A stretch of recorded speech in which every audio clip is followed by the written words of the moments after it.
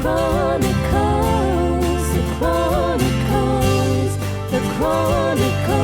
of AghyNarnia. The Chronicles of AghyNarnia. Hopefully I do you justice on when it sounds alright for you. I hope I'll be able to hear myself. Hello there. Welcome to the Chronicles of AghyNarnia, the podcast that delves into the lives of everyday legends as they tell us their stories, the tales of yesteryears gone by and ones yet to come. I'm your host Andy Dolan, a part-time teacher, part-time Eucharistic minister, full-time wind-up merchant. I'm here with my fantastic co-host and friend Claire Devine as we both navigate our way to chronicle these amazing stories into becoming myth and legend. What can I say about Claire? She's a diligent pharmacist by day, a talented artist/musician by night, and above all, a mother 24/7. We both grew up in a wonderful little place in the middle of nowhere called Aghyaran, or as I have always called it, AghyNarnia. Whenever I told people where I was from, they would often struggle with how to pronounce Aghyaran. They'd say, what? So after a while, I just found it easier to say I was from AghyNarnia. I would tell them you go about 5 miles out the road from Mourne Derg until you lose your phone signal. Not long after that, you'll come to a crossroads with an old abandoned wardrobe. Go beyond the wardrobe and turn left. But whatever you do, never turn right. We'll never find you again. So let me tell you about AghyNarnia, our beloved townland way out in the wild west of County Tyrone, way up yonder in the north of Ireland. It is a beautiful part of the world with its green meadows, roving hills, tranquil rivers, enchanting woodlands, and of course its charming inhabitants. So for our first season, home is where our podcast story begins. We'll meet some of the wonderful people of AghyNarnia, the AghyNarnians if you will, and hear their stories firsthand. There's something magical in the air around home and there's something special in the water. Then again, we do have a distillery nearby, so maybe that's just the brandy. The community here is one in a million, and over the journey of our podcast, you'll find out why. In seasons to come, we'll venture further afield to other communities beyond the wardrobe, but never down that road to the right. In terms of socials, you can find us as AghyNarnia. Now, unfortunately, Claire can't be with us this week as she's off on another pilgrimage with Reg McGrath, this time to the Vatican City to pay her respects to the late Pope Francis. May His Holiness rest in peace. So today I get to introduce our very special guest, local legend and storyteller, Barney Byrne, 95 years young. Welcome, Barney. How are you? Not too bad, anyhow. For 95, you're ticking rightly. Yeah. You're doing good. Barney, let me ask you a few questions about Aghyaran because you've been here a long time and you've seen many changes over the years. So tell us about where you were born and about your parents and your family. Yeah, truly. Well, I was born up in townland Essan. I suppose it was about 4.5 miles, I would say, from here. My parents were Patrick Byrne and my mother was Margaret Byrne. Well, she was Margaret McKay, but married with my father and lived in a wee thatched house in Essan. And thatched house is still there yet, nearly in better shape than when we were living in it. Wow, that's amazing. Money's the time I thatched it right enough in my time. I'd say that. It was a grand wee house because, thatch roofs is warm in the winter and cool in the summer, like. But at that time, I suppose, doors and things weren't as good on houses. You could have a draft from under the door or something. Oh, aye. But, whatever heat was there is gone. Aye, that's right. But a good big turf fire, it was big hearth fire. Hard to beat the turf. It was good now. It would be maybe a big wide fire, maybe 2 pots boiling on it. Pot of spuds and maybe porridge being made. Stuff like that at night, like. Wow. Have you many brothers or sisters, Barney? I had one brother and one sister, Jimmy and Sidney. They were young. Jimmy was about 1.5 years younger than me. Sidney was about 3 years younger than me, something like that. But the three of us, we were there for a long time. I'd say you have plenty of stories with them too.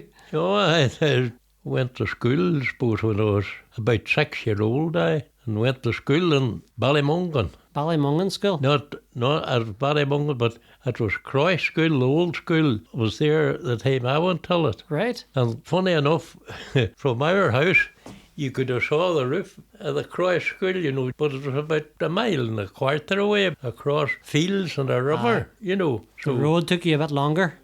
And then we used to nearly run all the time down the hill, and we had to cross the river, the Derg, and there were stepping stones, on the river, the Derg.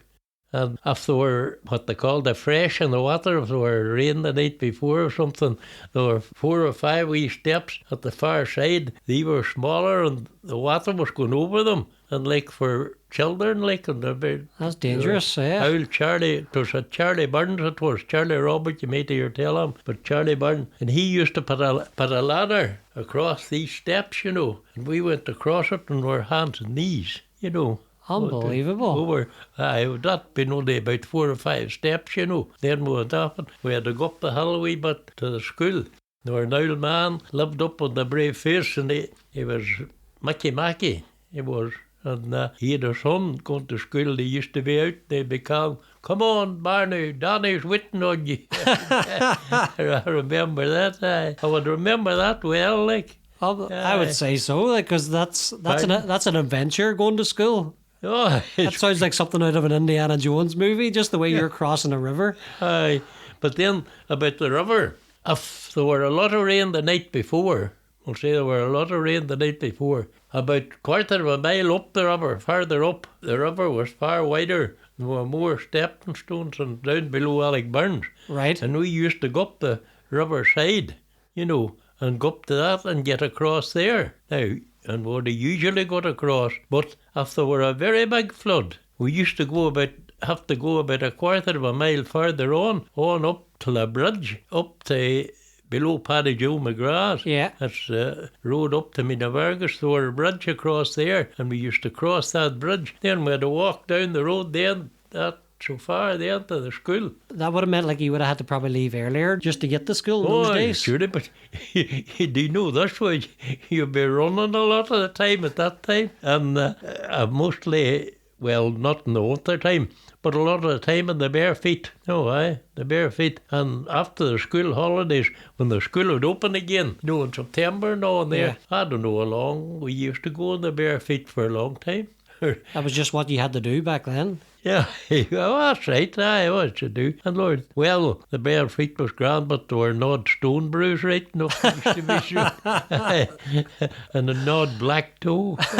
I would say that toughened the feet up. Yeah, good. Nearly all the children at the school that time was on the bare feet. Like, you chat about 1936, 8 and all that time. How many would have been at that school, Barney?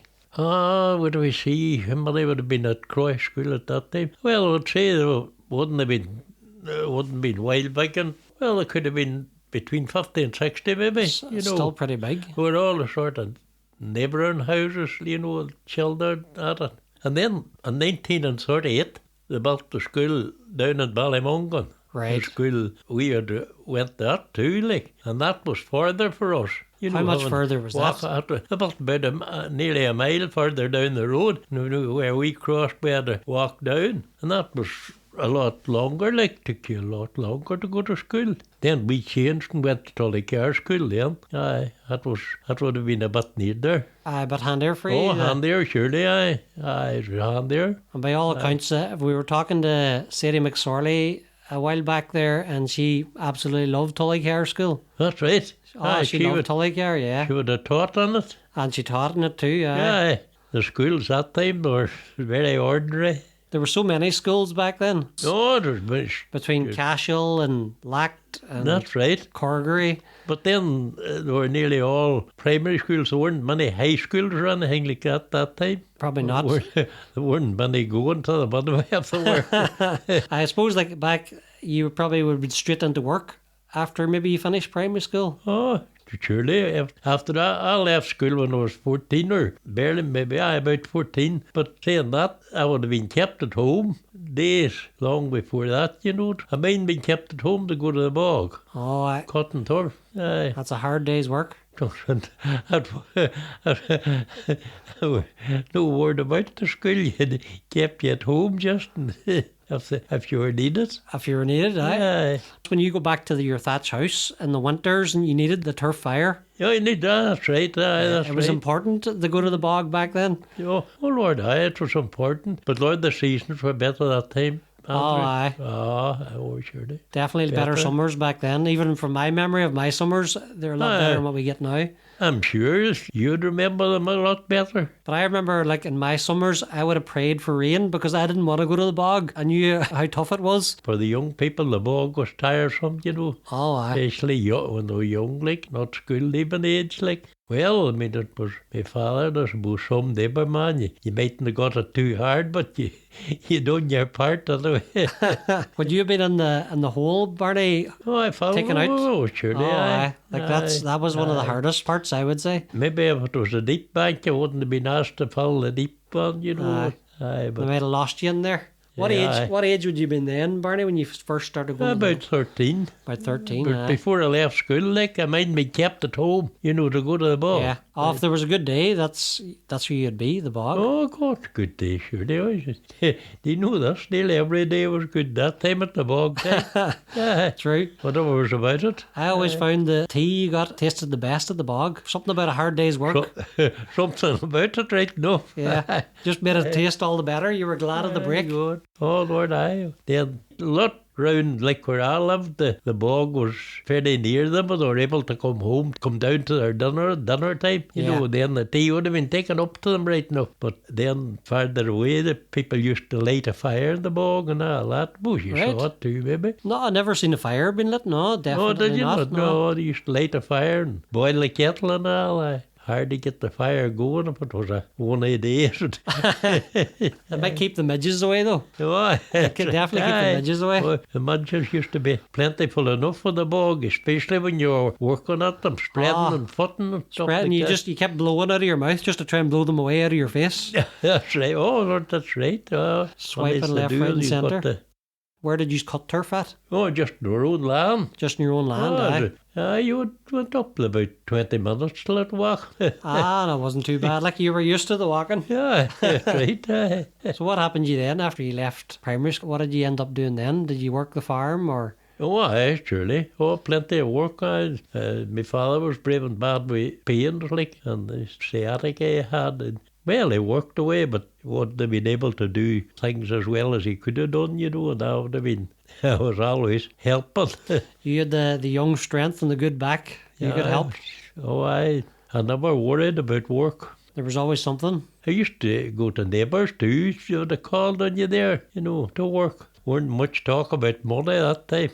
No, you kind of helped out. You help out, surely. I remember us working at hay, different years, and whatever I'd been doing, lapping or whatever, and they make ewes just beside us on the other side of the ditch. And they never started very early in the morning, but my father was always out in good time. But he always used to say, if you work late, you're not able to go out in the morning. He would have been out in right time and he would have quit at 6 o'clock, you know. Yeah. And whenever I would have got something to eat, I would have jumped over the ditch to help them. Maybe be there for 2 hours. Oh, aye. There was no such thing as looking for money. It was something you just did. No. God, there was no word about money at all. World War II was going on around that time too. World War II? Yeah, it was That's around. right, sure.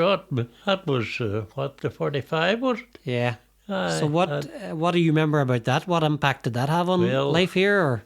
I remember going down to Aghyaran Hall. You know, that old hall was there yet in Aghyaran. With my mother, God rest her, and the three of us, like my brother and sister too, going down to get the gas masks fitted. Right. Yeah, got gas masks. Everybody got gas masks. Aye, and do you know this? They were about Essan in the barn for ages. Someone must have threw them out or something, but they would have been ready to fall out of them, but they were still there, like, and they were in there, they were in a box, like, and never was used. Thank God, I suppose. that Thank they had- God is right. Eh? Thank God is right. Yeah, I said it weren't to be used. They hadn't to be used. Mine, you had to put a black blind on the window at night, you know. Right. Know, black could be no light, so. And then if you had a bicycle and had a lamp on it, you used to have to put something on half tap of the lamp. And you could only see the road, like, on the bicycle. Oh, I had no bicycle at the time, but that was the way it done. Was this like to prevent air bombings, was it? Oh, surely. Yeah. So everything, just you couldn't give any location away. Everything had to be blacked No, out. it wouldn't be seen, like, no place to be seen. So you all had to be fitted for gas masks? No, that's right, yeah, surely, aye. I won't. Barn to try them on or something, the number was needed on them. Then I remember the ration books and all, things was all rationed, you know. Yeah. There were books, there were coupons. There were so many coupons for tea and sugar and something like that, you know. And then the moor was in a house, bigger no more was in a house, I suppose they got the moor there. They made you would have plenty like at the same time, you know. And of course there were coupons for sweets too. Oh, the good stuff. I don't mind the number A and the G or something like that. They were one worth more than the other. I wouldn't remember just exactly what they were worth, but you would have got more sweets for one coupon than another. And where did you take the coupons to? The coupons, they were at what you would call ministry, like they come to you, were sent, you know. Right. Aye. So they came out with the food and the supplies and you just showed your coupons and got like a box of goods? Coupons. And you know this, I think there were coupons for clothes too. Right. I wouldn't be just so sure, but I think there were. But then, you see, it was over. I was still very young when it was over, like. But I wouldn't remember a while lot. Aye, because you probably would have only been maybe 15 or something, maybe, when it... Aye, it was surely when it was over. Maybe they got you some coupons for some shoes, maybe. Oh, aye, it was surely to God there were coupons for shoes, aye. You could have done with them those days you were running bare feet. I didn't mind with the bare feet. It wasn't a bother to you. It wasn't a bother to you. Well, what was farming life like back then? Like, what kind of other work would you done apart from the bog and the hay? Or did you just have to plough the fields or anything? Oh, God, aye, surely was it. If farmed it, like, ploughed and sowed corn and put on potatoes. Well, we never put on a while lot. Just would have put on about 2 acres of potatoes or something like that, you know. Then whenever I got able, I suppose I was at it when I was young enough, able to work with horses, ploughed. Aye. And you said your own horse, did you? Oh, aye, surely I had a horse, surely, and only the one horse, and we used to swap ploughing with a man who lived in Clogher. It was Paddy Midlunchy, it was Paddy Anthony they called him. He had a horse, but he never did much work with him, but they always kept a horse, and he laboured a bit too. We used to get his horse, like, and then I used to do the work for him. Brilliant. I was at it when I was able enough. I was young enough, I mean, when I was at it. No bother, do you? Oh, that's right. Oh, do you know the way it was? Nearly everybody was working that time. Any young ones that were any size, like they were working. If they weren't working for themselves, they were running about working for neighbours and stuff like that. There was no sitting about, it was just everybody pitch in. There were no sitting about that time.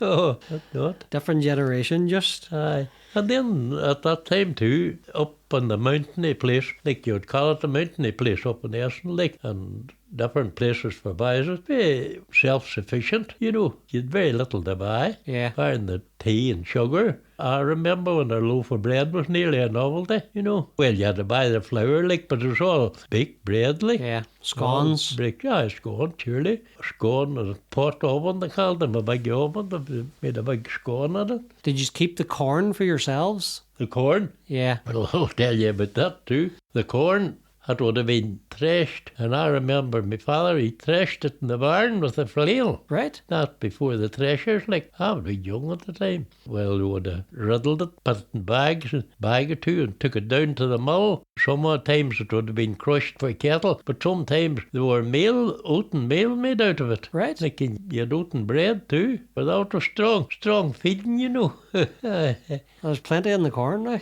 Oh, aye, God, the corn was great, like. Where was the mill at? Do you know where John McElhill lives on the Mill Lane? Yeah. McCobb's. Yeah. Mill was there. Right. Ah, there, surely. Well, that's where it was. Oh, was that with my father different times, aye? Everything was walked to back then, or you took the horse? Yeah, horse and cart, aye. Horse and cart. Aye, horse and cart. And better than that, my father drove turf to Castle Derg with a horse and cart. Unbelievable. Load of turf. I was saying he got 5 shillings for it, you know, way back at the start. And a brave bit the Essan for a load of turf. And it went on in the rear. He was getting £1 for the load. And he says the 5 shillings was as good to him as the pound was. The things had got that much dearer. Aye, everything just had hiked up in price. Everything went up in price. You just can't win. No. Everything goes up at the same time. That's right. That must have been a good 6-7 mile journey maybe from Essan up to Castle Derg. Exactly about 10 mile. 10 mile. Uh-huh. How long would that have took him, Barney? in the horse and cart. Took on the biggest part of the day when you counted coming and going. He was surely. setting off at first light. Oh, aye. That's Aye. mad. I remember him like going to. Yeah. Never went with him. But he used to sell turf too to different ones. A man lived there in Killita Bray up at Carland. He was Tommy McHugh. He used to sell a load of turf now and again to him. And I used to be down with him with, and it was a cub. Oh, sure, the times is all different now. It's changed. So you're not even allowed to cut turf anymore. Not allowed to cut turf anymore, that's right. Everything's protected by the environment. Oh, Lord, it wild altogether. You kind of miss all those days out, and it was kind of character building when you went to the bog. It was like Aye, the same crack you had with your family, the stories that were told and the stories that were Lord, he made. used to, whenever I was able, he used to cut for the country, like, about 20 days I would have been in the bog in the month of May. Cut about 20 days, or cutting every day. Cutting for 20 days straight. Yeah. Oh, aye. I'd say your back was sore definitely after that. No, whenever you got used to it, it wasn't so bad. Grand. No. From my own experience, lifting them out of the hole. Lifting about, I found that the sorest on the back. Oh, no, surely. And you were trying to time it with a spade. Aye. To put it on a spade for somebody to lay them out. If you had a cutter that was cutting very big ones now. Well, John Dolan cut them pretty big, I'll tell you that much. Oh, no. He cut them, there were some heavy sods there. Oh, no. Well, how did you end up then working for the forest? Oh, for the forestry. Do you know, I never took a permanent job in the forestry. I didn't think it had that much to do with Essan. 1960. Like, I was married, good while, living in Tullycar when I started in the forestry. Aye, started up by the Glen House and up round there it was. Aye. What kind of things were you doing, Barney? At that time. Yeah. Aye. Oh, we're planting trees. Yeah. I never planted a wild lot. I planted some, but we were more making drains and stuff like that, or cleaning owl drains. But in the forestry, they ploughed a big forest, a braving big, about three, one after the other, space between them. And then they come over a bigger one, that was supposed to dry the place. Like, and before they planted it, you had to cut out the square, they called it piecing. You had to cut out the square out of the big fir with a spade, before they planted the tree. Yeah. And then they went on to the next, called it piecing. The man is the time I done that. So you were prepping for the tree to be planted then? Oh, that's right. That's right. Why? I was in different schemes on it. I don't know how many schemes. Some of them was 4 months and some of them 6 months. And the longest one was 22 months. And I'll tell you, I was busy that year there. It was 22 months. There weren't much quitting time that time. They kept planting and planting and planting. I remember my father and mother were living only in Essan. Jimmy was dead at the time. And 3 days cutting the turf, they born in Essan. And I got them cut and I won them and all. And I was up one Friday, I was in the forestry at the time. This was the big long scheme. I was in the forestry and I was up one Friday evening and I had them spread. And I thought to myself, God damn, be ready for footing. I went up to George McGoldrick when I was coming down up top of man Labreen he lived, of George McGoldrick. Asked him would he come the next day to me to help me to foot. I come. I was down to the house in brave time. I was living in Barney Byrne at that time. And we went up anyway and somebody eat the bus and we went up and started to foot. And we come down to our dinner and my mother took us up to tea. And George and me put up the 2 days cutting ourselves. 1 day's cutting was supposed to be good to be able to foot in a day. But George and me put up the 2 and we weren't lit or nothing. But Lord save us, were that dry you could have put up about 4 for the footing and let it go and gather it with the 2 hands, you hadn't to hold on to them. Yeah. Oh, George thought there's grit. Oh, they were in good There shape. was some heat that summer then? Eh? There was some heat that summer. Oh, there was good weather. Oh, surely. So the weather was usually good that time. Might have got an odd bad day or something, but Yeah. it didn't affect it too much. Oh, You could plan for the summer then. God, Lord, it's good. I remember my foot and turf and you'd be afraid to move, you'd toss the foot and you put up. You were trying to hold it all together. That's not easy, Barney. Not easy. Who did you work with in the forestry? Who do you remember? Maybe I worked maybe different one time, but there were one man and I worked the whole, I don't know how many schemes, there were 4 or 5 schemes I'd been in, and I worked with him, was Jim Falls.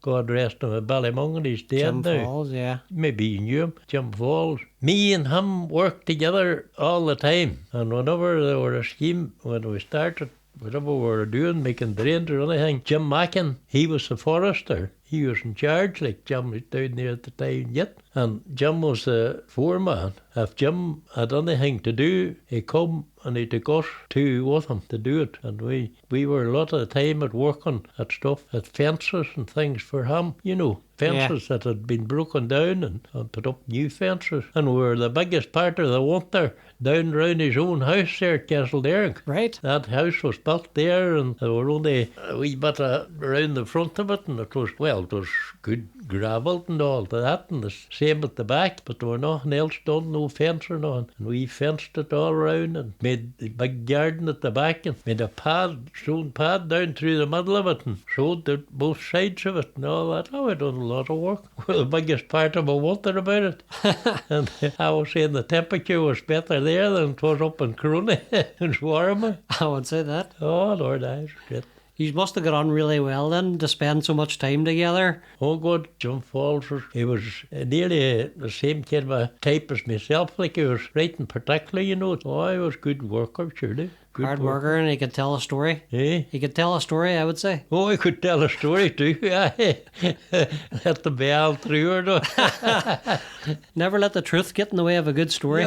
Oh, God. Very good. So what about your love of drama? Where did that come from when you started writing plays? Oh, the drama. Yeah. That's a strange thing. I was only young at the time. I don't know what. I'd been only about 18 or 19. There was a priest come to Aghyaran. He was a Father Duffy, Barney Duffy, come to Aghyaran. And he was there not way long. And I remember this Sunday, he announced he had a holy hour that evening. There used to be a holy hour in the chapel often the Sunday evening. And he said anyone that wanted to join the pioneers to come into the parochial house after the holy hour. And John Collins and me went in. The man was living yet, but he's in England. He's a bit older than me. And we went in and got joined up in pioneers anyway. And when we were going out, he says, I'm thinking of starting a drama group. He says, and you just like two boys would suit me. Unbelievable. And sometime about a month or so after it, we got word anyway. He was starting a play, and the wee play we started was Lynn Doyle wrote it. It was Love and Land, they called it. That was a simple wee play, you know. Yeah. But that was the way we got started. That's amazing. You went in to become a pioneer, and then next thing you know, you're doing drama out of it.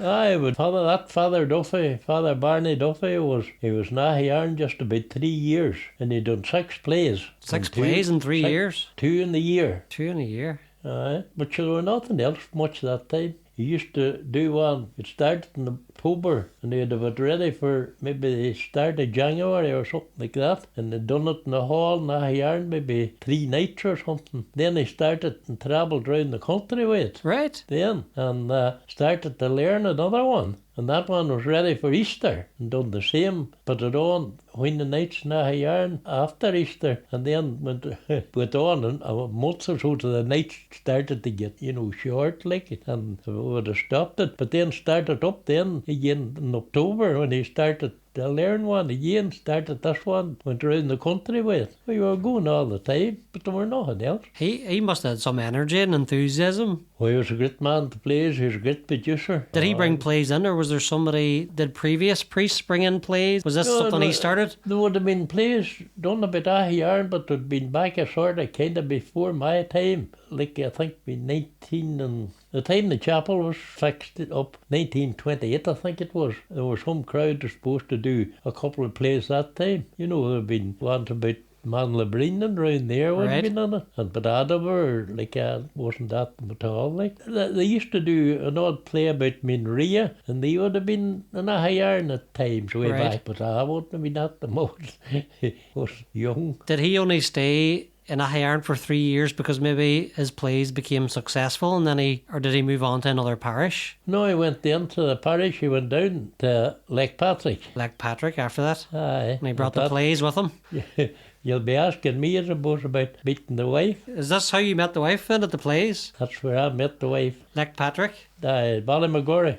Ballymagorry. So the priest, Barney Duffy, he ended up going to Lake Patrick, and then that's where you met your wife, Rosaline? That's right. When he left Aghyaran, he was changed to Lake Patrick, and that's where the parochial house was in Ballymagorry right now. But he started off on Lake Patrick when I went down and done the same play as he done in Aghyaran. It was the New Gossoon was the second one I done. The second one I done in Aghyaran too was the New Gossoon. And when I had it ready for going on, he notified some of us or St. Wardler that he had it on. I don't know whether it was the first night or not, or some night anyway. Would we like to come down to see it? Yes, there's down to see it. The lot of us went down to see the play, and that's where I seen Rosalie. On the New Gossoon, she was playing Buddy Henley, a young slip of a girl, but not 17, that was in the book. She was in the play, and right enough, I thought she was good, and so she was good because she suited the part that well. She was a good actress. She was very good. I thought her very good anyway. That's her first time on the stage. She definitely caught your eye anyway. Yeah, she did. Then after that, you see, we were doing plays in Aghyaran too, and he kept up an odd play like, and he asked us down to Ballymagore with one of the plays. And I think I suppose maybe that night we were up in the parochial house with the tea after it. I was talking to her that night, but that's the start off of meeting her. And there was no phones or swapping numbers back then. How did you arrange to meet then another time? He used to go down. Pat Bartley, his wife, Sidney O'Donnell, was working on Strabane, and Macaulay's, I think it was, they called the place, working Strabane. And he used to go down on a Sunday evening, the bus. Right. And the same, rode the bicycle from Essan to Castlederg, went to the bus went to 5:45 in the evening, she come up again at 10 o'clock. Unbelievable. That was every Sunday that bus went? Every Sunday, aye. And then there were odd dancers too in the Palindrome, Strabane. Used to go to them too. That's right, I've heard about them, yeah. Plenty of opportunity. Plenty of opportunity. Oh, we would ride the bicycles to Strabane a time or two to sports too. Right, that was a long trek, and I'd say the roads weren't as good back then. Oh, we were down to Killy and Strabane on a St. Patrick's night, I think it was. Dances and Killies went nearly to 3 o'clock that time. But Pat Bartley and me were standing on the bridge in Strabane, heading home. We were looked at the town clock, and we were after coming out from the hall. Like his wife, Sidney O'Donnell, she hadn't far to go. And then Rosalind was getting out to Ballymagore. I was humble. I think her brother, Lawrence, was on there. And it was 10 minutes to 3, and we were standing on the bridge in Strabane, and we rode the bicycles home. And Pat Bartley was hired in Art McCurry's of mine in Ballymungan, and he says, it'll hardly be worth my while going to bed. I would have about a couple of hours we would have done it. Oh, easy. A couple of hours, aye. Fair play, these. Weren't much traffic on the road that time. I would say that. You were keen, and then you convinced Rosaline to marry you then and come back to Aghyaran. Oh, aye. I would say it would have been over 4 years. 4 years of courting. Aye. Before from we met her to we were married. What age were you married, Barney? I was 27, aye. 27. 27 I was married, aye. And she was 24. 23. 23. Aye. She was 4 years younger than me, aye. And did you get married in Lake Patrick? Got married in Scór, a church. Oh, Scór, yeah. You know where it is? Yeah, oh yeah. Aye, that's where we were married, aye. That was their parish or their church. They lived in Station Road in Ballymagore. And what was Rosaline's surname? Rosalind McDermott. McDermott, she was. McDermott, surely, aye. She was a very cool person, there's no doubt in that. Very cool now. She worked in Porter's factory and shirt factory in Strabane. Aye, I've heard of it too. She would work long hours in there, I would say. Oh, aye, I think she did surely to go and aye. And then did you move to Aghyaran then? When we were married? Yeah. We were married in 57. It was hard to get a house that time. We got a house in Tullycar and we were married. We were married in October 57 and November 58. We got a house. We were a year out of house. And what did you do in between times? Oh, just stayed in your family home? The same as before we were married. I went down to weekend. Aye, that was that. There wouldn't have been many houses being built around that time. Oh, God, there were not. Them houses that where I'm living now, that's the year they were a building at that time I was married. But we got this house, I think there were a woman named Conley lived in it, and Jack Moss out there in Scrahy, he was some relation to him, but it was Jack owned the place anyway, the wee farm to it. Yeah. And mine after this woman died, I had been at the wake and all that, and it was a good enough house. And I mind me asking Jack about it. I got it surely. The rent wasn't that wild big altogether, I can't exactly mind what what it was, but it wasn't too big. But we were on it for nearly 5 years. Wow. Aye. Then we went to McNally Park. McNally Park. There was no electricity in those houses. There were no electricity in the house in Tullycar at all. There were no toilet either. Everything was outside. And everything outside. And when we went down to Aghyaran, it was the same thing. There were no electricity, no one-side toilet either. And you had to light the tully lamp. If you were out, when you come in, you had to light the tully lamp. That's the way it was done, just. we used to be down in Ballymacgory in the car, and good luck we did the winds waste, maybe most of them. And they would be sleeping in the car and they'd come. No, it's Rosalind, I says, don't you move, I'll go down and light the tully, and then we'll have light to see them carry them in. You'd be lost without the tully lamp. Yeah, oh Lord, the tully lamp was great that time. The tully lamp, they were great light off it, you know. Oh, I remember when the power went out here. Daddy would have lit the tully lamp and like just lit up the whole room. Good light up, surely. Rosaline's, whenever she had her house in Clockcar, they had electricity there, didn't they? Oh, they had, surely. So that was a big change for her to come. A big change for her, surely. How did she find that? Never complained about it, anyway. Not a bit. No. I get something about that generation. You got on with it. You didn't complain. I got on with it, surely. I suppose when she was coming to me, she didn't want to complain. That's right. Oh, God, good on the best, Definitely. Yeah. Did you take part in any plays together? Later on the years, whenever the family got up and all and used to do plays in Aghyaran, I used to produce them. We were on plays together. Oh, no, I don't know whether you saw her on the play or not. I don't think so. Oh, no, she wasn't so bad on the stage, I'll tell you. Comedy, like. She had good timing. Oh, she got good now. I used to write out all the acts and all for the Scór too. Old village stuff. It's funny, I was saying to Rosemary about, I was in a novelty act in, it's either 93 or 94, and it was about a guy had bet me money to say he could make this black pen write red. And I was like, no, you'll not make that pen, it's black. You'll never make it write red. And sure enough, didn't he write the word red up on the board? And then I lost all my money then. So I thought maybe that might have been Barney Byrne's.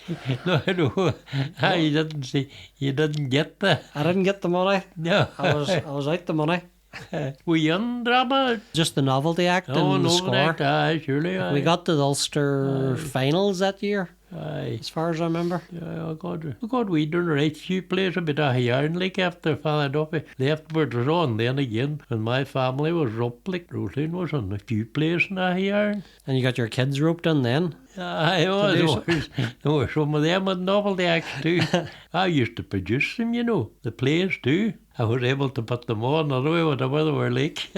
I liked the drama now, and so did Rosalind. You have some great memories of the two of you together. Rosalind was very good on the stage too. Did she ever perform in the Scór too? Oh, she did, surely. Oh, Lord, aye. I would teach us all the acts. We did a right few in the Scór, you know. Yeah. All the actions. I would teach us in the most of them. No bother there. Telly was one we would have done a couple of times. Hardly saw it. There would be Telly. It was a woman was Telly, and the television was Telly.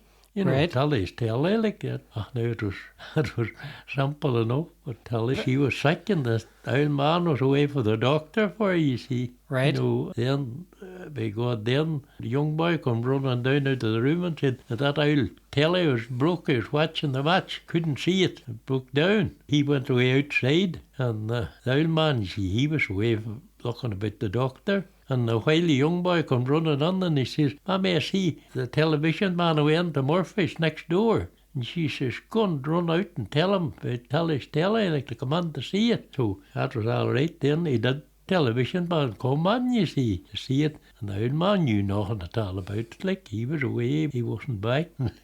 he was back, yeah, but he didn't. He thought it was the doctor. When he come, she asked him, did he see the doctor? And she says, no, I didn't. It was the girl I was speaking to. She said, Dr. Riley was away on holidays, but there was a new man in his place. That's it. And he was coming out. So the old man, he would have thought when the television man come on. He was the doctor? It was the doctor, like. He had a case with him and all. Right. It was good crack now. Aye. Very good. The other thing I was going to ask you probably about the Scór was the GAA club's success. Sadie McSorley's All-Ireland win in 1986. Were you down at it that night? Was surely. There was a whole busload of you went. We had done it, would have done a double deck that year too. But we didn't win the Ulster, like we didn't get to the All-Ireland. But Marie Carlin, you know, That's right, aye. later she was singing, wasn't she? Hi, her and Sadie both got the All-Ireland. So God, we're at it cheered out. It was a great thing, like, 'cause, you know, we were well interested now. He's had a good night's crack. Oh, aye. Oh, God, aye. Oh, we like going to tell it. And especially then for her to win and bring back the victory then. Aye. Oh, it was great that she won it now. An orange man's hell. An orange man's hell. It was good, you know, she had good voice, like, playing. Yeah, she could tell a story Oh, and make you aye, listen. She was good now. Oh, she was in the plays too. Oh, yeah. Aye, surely. She's a good actress. She was, aye. Oh, aye. You mainly wrote the novelty acts for the Scór? Just I wrote the novelty acts for the Scór, aye. But do you know this? Rosalie and the family would have helped me to write them, the novelty acts. If she got the idea, like, it was the main one. Yeah, I was just putting it down on paper then. Eh? Putting it down on paper then. Aye, right down. Tell us about your kids then. How many kids did you have then, you and Rosaline? 8. 8 in total? 8 of my family, aye. 6 boys and 2 girls. 6 boys and 2 girls. Aye. There are 3 of them retired.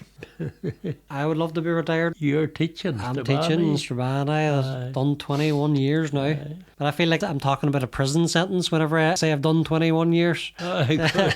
That's how it feels sometimes. Aye, good. So you had the 8 kids and you all lived in McNally Park at that time? That's right, aye. We're all McNally Park, aye. We went to McNally Park in 1963. We're still McNally Park. And you were still up in Essan at the time, going up and down farming as well? I will. I've quit driving this nearly a year now. Like, thought that I wouldn't be in Essan as much. Oh, the James boy would be here to a lock of cattle. He does a bit here and there. A big event that happened in Aghyaran in 1977 was the Throne Fla. Oh, God, aye. What do you remember about the Throne Fla, Barney? Patsy Conley's field. Patsy Conley's field. Aye, God, aye. Oh, that was a great thing that time, you know. Oh, it was brilliant for the community. Oh, God, like a fla coming to Aghyaran like that time was great. It was like one big dance, basically. Oh, it was about a week. Oh, you had big hut out and floor and all for dancing and all on it, you know. Night, like, the weather was right and good. Music all day, or most of it, not all day, but most of the day. It lasted the most of a week. Do you remember anybody that played at it, any music? Oh, well, most of them at Aghyaran band there would have played there. You had Pat McHugh and Joe McCrory, Joe Maya and Tommy Baxter, but they had a kind of a band themselves, like, really on Aghyaran, like. I did that a right good Kelly band in Aghyaran. They were a good junior Kelly band in Aghyaran too. There's always been good musicians around Aghyaran. Always. God. Sure, Rosemary there was on the junior Kelly band. That's right, yeah. She was away at the Fla and others. That's right, yeah. There's plenty of musicians and it was really good weather. It was good weather, it was a good week that. Yeah. They were lucky enough, you know, as far as I remember anyway, because I was about it the most of the time in the evenings, like. I would say that. Helping, like. In what way were you helping out? Well, different things, like, you know, there'd be a good lot of strangers would come there, even musicians, you know, and things like that, and it'd be wondering what they would do, where they would go and stuff like that. They'd just be on hand to like a steward. answer questions or. Yeah, keep them right. Aye. You kind of mentioned about the pioneers, been a big part of your life. Pioneers, aye. Pioneer Association, like. Aye, that's right. He got pioneers. Do you know this wasn't exactly, but I know they were a good luck one time. There was a lot of years, you know, and there weren't very much done about the pioneers in Aghyaran, if you know what I mean. One would have been looking to join, and I think Sean McHugh on the Bryn was nearly the man that was keeping it going. He could have got them their pans and all like that. Yeah. Then I think it was Father O'Connor come then, aye. And he kind of started it up. I know they got me to be chairman anyway, and that's how I was. And they got you roped in? Aye, because I'd be chairman. God, I think the very first mass was for it. I can't remember, but I know there were a lot. Like, there were a number of years, and there were pioneers, but there were no mass. Even some of them would have been due their yearly pan and stuff like that, like it hadn't got, but they were right luck that time. Then we used to run buses to Knock too. He's got the trips, and then that probably got the crowds going. Aye, oh Lord, wait, they had no bother getting a bus load to go to Knock that time. How long did you stay in Knock for then? Oh, just for the day. Just for the day? Aye, a Sunday. Up and down in the day? Oh, it was a long day for you. Maybe way about 7 o'clock or 8 in the morning, and be 12 or maybe more when you be back at night. Aye. Was Rosaline with you in the pioneer trips? No, Rosaline wasn't. She wasn't a pioneer. No, I think Rosaline might have been a pioneer when she was young, and then she was sick and she took drink or something. Then she didn't keep it. Then after that, as far as I mind, no, she wasn't. So it was only the pioneers that went on the trips then? That's right. Oh, aye. It's not the same as it is these days, that they feel like you need to take a drink to go out, whereas back then you just went out to have the crack and to talk to people and have a dance. There was no real need for a drink. I mean, I never tasted drink in my life. You've saved yourself a lot of headaches, I'll tell you that much. You've saved yourself a lot of headaches. And probably saved yourself a bit of money in the process too. That's right. There were no money that time, and I was getting up to buy a drink either. And then even I was a pioneer. If I was along with a couple of people in a pub or something, or that, I would have bought the drink. Like I wasn't against one taking the drink at all. There was no pressure on you to take a drink back then. You could go in and tell a yarn, and it wouldn't matter if you had a drink in your hand or not. Yeah, I was. I'd never been a pioneer, never hindered me from anything. 95 years a pioneer. Yeah, right. I got the Father Cullen medal. I think it's 60 years you'd be in. 60 years a pioneer. And I got it in 63, I think, or 65. I can't mind. No, it's in the house anyway. Father Cullen medal it is. Right. Was there a special presentation for that, Barney? Pioneer Mass in Aghyaran I. Very good. Alec Byrne. Alec Byrne, and myself were the two got the Father Cullen medal. That's a fantastic achievement. Good, aye. It's not easily done. No, it's Definitely not. That's not easily done, that's right. How did you get involved with the credit union then? Where did that? The credit union? Oh, God, I'll tell you about the credit union. In 1966.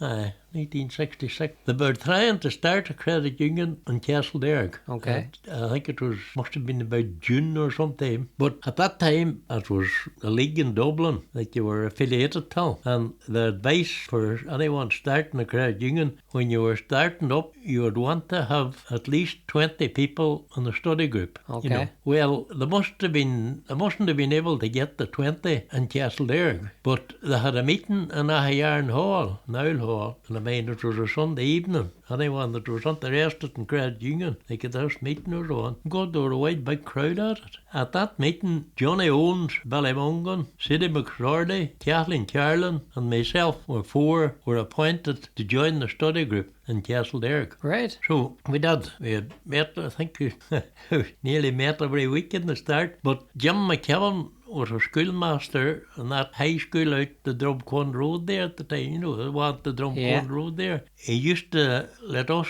take us on at night to the room he was teaching in, and that's where we had the meetings of the study group. But to start off the study group, there was a man was employed by the League in Dublin as a field officer, and he was a Jack Gorman, and the man's dead there not so long ago, but he was a great man, and he used to come to us. Well, at the start off, he would have come about every month or so, and everyone had a rule book. The rule book come from the League in Dublin, and he would have been there, and he'd have said he would get 3 or more people, maybe sometimes only 2 would be on the committee, but he used to say, you'll study Neyman and Bartley Boyle and me and Jack Lynch and somebody else. You shall study the credit committee, study it at the rule book. Then he would have come back then in a month, and he asked questions you on it then to see how you done. That's a bit of pressure. Bit of pressure, aye. Then the next time he'd be back then, he put that 3 or 4 people, he would have put them on a new committee, then maybe the credit control, something like that. Right.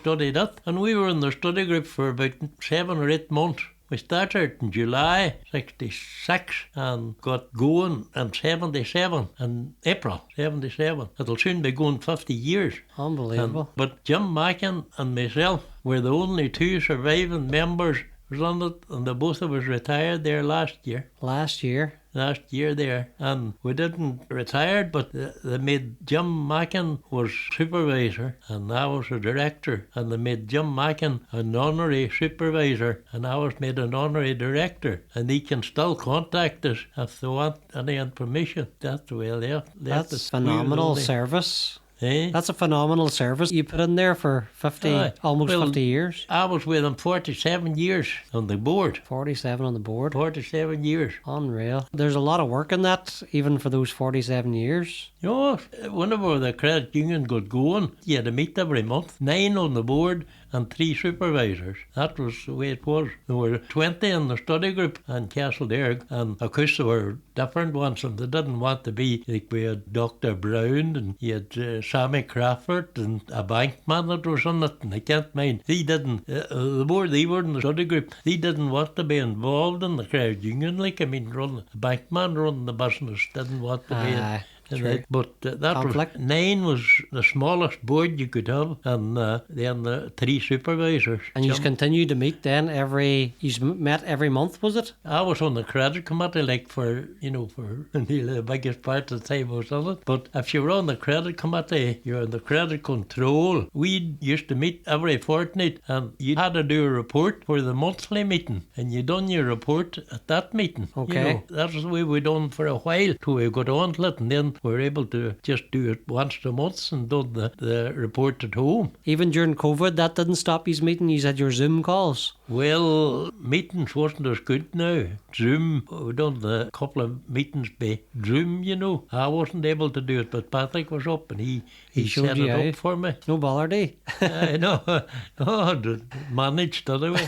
You got by. Well, God, I enjoyed the credit union. That's a big part of the community from Derg to hear. Oh, God, I can't mind now. At the last AGM, there's something over 300 members anyway. And as far as I can remember, they lent almost £4 million last year. Wow. It's helping a lot of people. Oh, of course, surely. Oh, Lord Almighty. A lot of people massively need it, especially probably, if you're talking the 80s and 90s, like those loans are precious. At that time, and I would always maintained, and I've maintained to different people. It started, it was 67, and if it had been started a few years sooner, that it would have been actually maybe a bit better. By the time that we started, things were starting to improve. The time that the credit union started in the town. Not great, but a lot better than they had been. Yeah. And then you see too, another thing, because whenever we started, it was getting a name for it. Mourne Derg, they call it. Yeah. Mourne Derg, the 2 rivers. Yeah. Mourne and the Derg. Meeting together, That was to take in Aghyaran, and in Derg and that. And we used to collect in Killita there too, Then we were stopped. The police stopped us. Right. Oh, why? How come? Time of the troubles. Ah, right. Oh, yeah. too dangerous. Too they dangerous. told us it was too risky. And so now it was too risky. I know that. Oh, too yeah. risky. But then, they were a right block of them went down to Derg, but there would have been a lot more if it had been stayed on in Killita, Yeah. I remember whenever after we started, we were looking about a place to collect in Killita. Started posting it out in a caravan, I think, behind Paddy McMilliman's. And we were thinking that we'd start it up in Killita if we could get a place to collect. And they were building them houses down there in Crowley Park at the time. Right. And Bartley Boyle and me come at the foreman at a workman's hut. Would have any hope of getting in for a couple of hours on a Thursday night to collect the credit union? No bother, he handed us a key. Just like that. That's where we started to collect. Always used to be 2 would have collected there, and a while then we got to the doctor's surgery. Oh yeah, you were upgrading bit by bit. Oh, aye, surely. And then the first office we had in Killita was a workman's hut that was bought of John Mackay down in Sion. Right. He was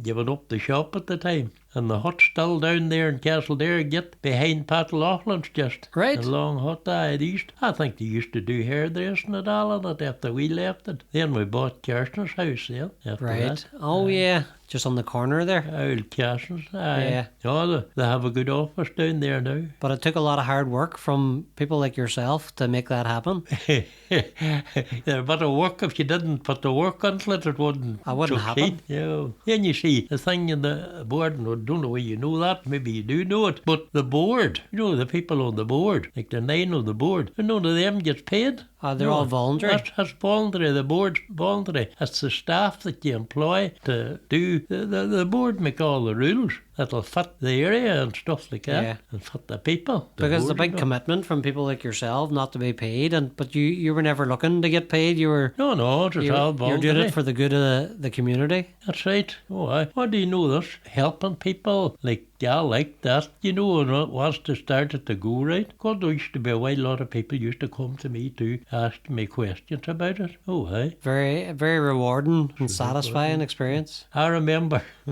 it started a brief while. I think there'd been a while of people would have come to me and says, "What's your interest in the credit union for Boran?" I says, "It's 1% per month on the receding balance." That's where it was. That's exactly about 12% in a year, but it's 1% per month on the receding balance. And they says, "Oh, good God, sure, the higher purchase is only 9. Aye, I says, it might be only 9, but you're paying the 9 of the last penny, the same as the first one. Every payment you make in the credit union, your interest less the next time. You're only charged interest on whatever you have in your book, Yeah. A lot of people didn't know that. They would probably just went to the first person that they could get money off, maybe, Yeah, rather than even think about it. it's 1% per month on the receding balance. Yeah, and that helped a lot of people that couldn't afford it anymore. Oh, that's right. Oh, God. Oh, that's great now. Do you know this? I used to do a lot of business from the house at home while a lot of people come to me. Aye. You were their inside man. Eh? You were their inside man. I read enough in this area. Oh, aye. But it's good for people to be able to come to you, because back then, if you remember, a lot of people electricity would have been starting to come into the area, and people getting extensions and renovations to their houses, and Aye. I'd say a lot of the loans came from the credit union back then. Oh, surely. Oh, very alone, surely. Johnny Owens died, Johnny died, young man. Johnny was a great man, and there were Ballymungan people that depended a lot on him. He would have kept them right too. There were more people used to come to me after that, for information, especially about Boran, Yeah. You mentioned the troubles there. How tough a time was that? Well, it wouldn't have been too bad, but now at the same time, I suppose, two different communities, they were no closer together than they had been, if you know that way. Yeah. Yeah, like that, because I'll tell you one thing, and I was asked to join. Danny McSorley was the man that started it. It was the Chronicler and District Historical Society. Yeah. He come to me one night in Aghyaran I or something on it, and he said to me, he says, "We're thinking of starting that." But he says, "Mind you, the times is not great." And he says, "You would be a good man if you would come." He says, "I know you're busy." Well, I was busy between one thing and another, but I got involved in that too. Aye. Fair play to you. And I liked that. Done a lot of work up there. We John Mungan and Ballymungan, right enough, he wouldn't have been doing much else, but he kept the thing right. There were a couple of men worked about it for young boys for a good while, and he kept them right. One of them was Ole Connolly, and sorted out the graveyard you see in Mahrakeel too. Oh, yeah. Oh, I made the entrance into it and all better and all stuff like that, and tidied it up well, and burned a kill of lime. Right. Limestone, or a big kiln on the roadside up, and that was filled with the limestone. Turf, a layer of turf, and then the limestone, a layer of turf and limestone again. And that was lit and done the best. It was great. I was there the evening that they took it out. Great lime. Unreal. Oh, God, there were a lot of people come to it too. Yeah, I would say that. And I tell you another thing was about it. There were buses and tours and things like that was granted it. You could have went away and maybe for a tenner, on a bus for a day, to different places. Yeah. And they'd granted it. And then you got to both sides on that, you Protestant and Catholic. Brought the communities together a bit. It helped it anyway. Definitely not easy. You probably would have been wary at those times, of where you were going, or... Aye. Do you know this? Chat about the troubles, where a lot of young people was taken in and stuff with the police and stuff like that. And thank God, there never was one of mine ever took on or questioned, Yeah, never was it's one a blessing. I meant to ask you, I forgot to ask this, Barney, but you used to teach step dancing at the time, is that right? Not step dancing, but Killie dancing. Oh, Killie dancing. Killie dancing. Oh, I taught in Aghyaran I. I wasn't a permanent teacher, a Killie dancer. Pat O'Loan, he was from up from way by Omar or somewhere, but he, a couple of years, he was teaching in Aghyaran, Killie dancing. And with the troubles, he was taking on too. The time Right. of troubles, aye. Then they got me to start to teach it then. Was he just taken in and he wasn't, did he come back at any stage or? No, he didn't. He was taken on for a while, a good while, Right. Aye. And the way of chatting about dancing, Pat Mullen, it was years and years ago, long before I was married, but he started Killie dancing in Ballymongan, Right. and on a concrete flag at the end of Tommy Bell's house. Right. That's where he started to teach dancing. And it was always a Sunday evening. And I used to be over at it, but I never took part in the dancing. Yeah. And then, in a while, he got to Aghyaran Hall, and he taught it in Aghyaran Hall, and I went that, and I never got up. You just went to watch? Watched it. And then, whenever I started then, I knew what I would do that way. It took a whole day. Eh? It took a whole day. Yeah, but that was why, I don't know why that they got me to, teach it. They didn't want to let the classes stop in Aghyaran, and they asked me would I teach it. They knew probably you'd been there watching it so much, so you probably were knowing what was going on. I could have taught it all right. Your dancing skills probably helped you get Rosaline. Rosaline might have done a little Killie dancing, not a lot, but I remember going down, and there used to be a dancing class in Ballymagorry Hall on a Sunday evening, and I mind being down there at a wheen of time. Yeah. Did you prefer to watch or dance? What would you say? Well, whenever I got on, I danced a lot now. I danced a lot. It keeps you fit. Aye, aye. Definitely keeps you fit. Rosaline was good. God, we used to go all over Donegal to Killies, Rosaline and me. So there used to be dances on all the time. Oh, aye, surely. Oh, God, aye. Even with Garva Hall here at dances too. Aye, there were, surely. The Paladum in Devine was The big one. Used to be Killie dancing and ordinary dancing at a time about, Now was it, there used to be some great Killies on it. You'd be crowd from Derry, great dancers. Aye. They were coming from all sides, just. Eh, They were no. coming in from all sides. Oh, aye, God, Whereabouts in Strabane? the Paladum. Yeah. Oh, you wouldn't know it was a Paladum now at all. When you were going down, the lower, we'll say from the town centre, you're going down the lower main street, that? Yeah. Take you down by Lifford. Well, but when you're down that street, I would say maybe halfway on the right-hand side, there's a big, a big roadway down there, and there are different buildings on. But the Paladum was on the left-hand side down there a bit. You would have saw it off the street, Yeah. And it would be there yet, only just you wouldn't know it was a Paladum. Oh, that was a great place. Held some people. Did it cost anything to get into the dances or was it all free? Oh, God, aye. Oh, you had to pay to go, aye, did I? That time, aye. Wouldn't been too dear, but it was costly enough. Yeah. I suppose people hadn't much either. And you had the bus too to get down as well. Aye, used to always, someone would have a car just to take a car load, Ah, very good. You were never stuck. Aye. Well, what about the GAA club then? Barney, how did you become involved? Did you ever play at any point or No, I never played any football or anything. it was just more through the novelty acts maybe and the scores? It was getting me involved in the Scór. Do you know that? We would have done a couple of plays for them, that's it. We would have done a couple of plays, but it got me involved. Tried to, novelty acts to go into the Scór. And that, I never refused them. Mind you, a lot of the time I hadn't much time, but I done it anyway. You fired something together for them? Aye. Any time they asked me to go into it, I always went to the Scór, But you did a lot of things, your fingers and a lot of pies, from between the credit union and the pioneers and your own work and your own family. Oh. And then to do the scores on top of all that. I was involved in a wild lot to not be educated.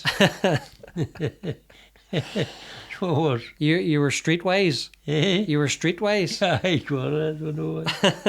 Well, what about when Father McGinn came into the parish then? He started up the parish books and then you got involved. Parish magazine? The parish magazine, yeah. Oh, sure.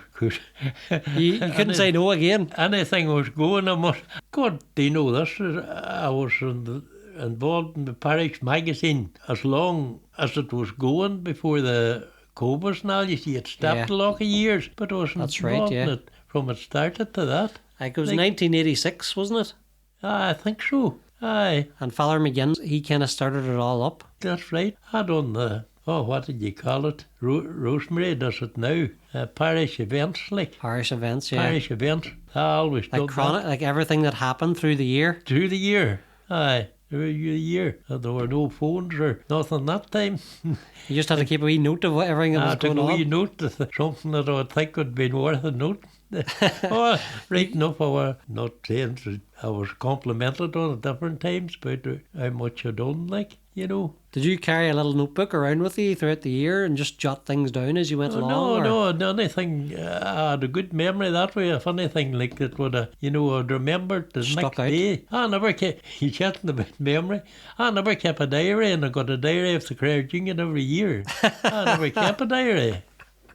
No, You didn't need it. never needed. You could see everything up in your brain. I would have been told there would be a meeting in such in a place on such in a date at the Credit Union. And I never put that in the diary. I always remembered it. That is phenomenal. Just to have that kind of memory. I never missed out. You had a sharp mind. Never missed out. Did you ever do crosswords or puzzles or things like that? No, not much, no. They always say that's good for the memory, but I suppose like you had so many things going on, like you needed your memory to be good. I would have plenty to. Oh God. And if you didn't remember, somebody would have a sharp word for you, I'd say. Yeah, do you know, that's anything that I done or got involved in, I enjoyed it. Like, I was interested in it. Oh, you can tell from talking to you, yeah. God, I was interested in the Credit Union. I'd be interested, and I was with them for 47 years. You never lost your interest. But just going back to the parish magazine though, the amount of information that's in those books, it's just amazing. The stories, pictures, like how that's all put together. Do you know whatever number of people was involved in the parish magazine? Everyone nearly was able to get something, even if you chat about pictures or something like that, like they would do it like. Everybody contributed. Whatever number of work, 4 or 5 of us was on it, I always got something like, to make the book. Yeah, I'm amazed at what's in those books. Some great stories. Some right stuff in them. Oh, amazing. Aye. And even like there was probably a lot of years where, as you said, like a COVID and things, that there's years where there wasn't a book produced maybe, or it stopped for a while. Aye, that was. But even when they come back to it, they still have plenty of material to put into it. Oh, surely to go on, I City McSorley be involved in that like too. Aye. I was asked to go into it like there when they were coming back to do the parish events again. Oh yeah. I was, but I thought I was getting a bit too old for that. You've served your time. That's true. You've done enough. Nobody can ask any more of you. The changes in technology over the years, from the days of the horse and trap to now the cars, and what's the biggest changes you remember? Well, whenever I was going to the chapel, going to mass, nearly majority of people were walking. My young days. Lots of people, you used to hear them saying they're stretched down below Paddy they called it the cairn, and they used to say on a Sunday that would be black with people walking after Mass. Like nearly everyone was walking. And I wouldn't remember that in my time. I know I saw a lot walking, but that had been before my time. Yeah. Walking. And then I would walk to the chapel. My father and mother. My mother used to go to the 8:30 Mass every morning. My father, he went to the 11:30. And I would have went with him, I suppose, and sometimes with my mother. And then whenever got up then, but bigger, I think I went to the 9:30, I believe, and walked it. And then went on when I got a bicycle, like it wasn't so bad. But when I was younger and going to the Mass, like with my father and mother, mostly my father, Eddie McHugh's beside us had a sidecar, right. Horse and sidecar. Yeah. And used to get a lift on it. Right. So it was great. Aye. That was the best thing ever. Oh, aye. Sidecar. Think that besides walking, like. And maybe if they weren't going out, maybe we'd be way on walking. And we used to maybe on out to the other road that comes down from Minnie Cairn to the car. Barney Byrne once had a horse and trap, and they used to lift my father and me Right. Aye, surely. And it was great, you know. Oh, I'd say it was Horse and brilliant. trap, aye. A brilliant experience. An experience, I wasn't all them old things.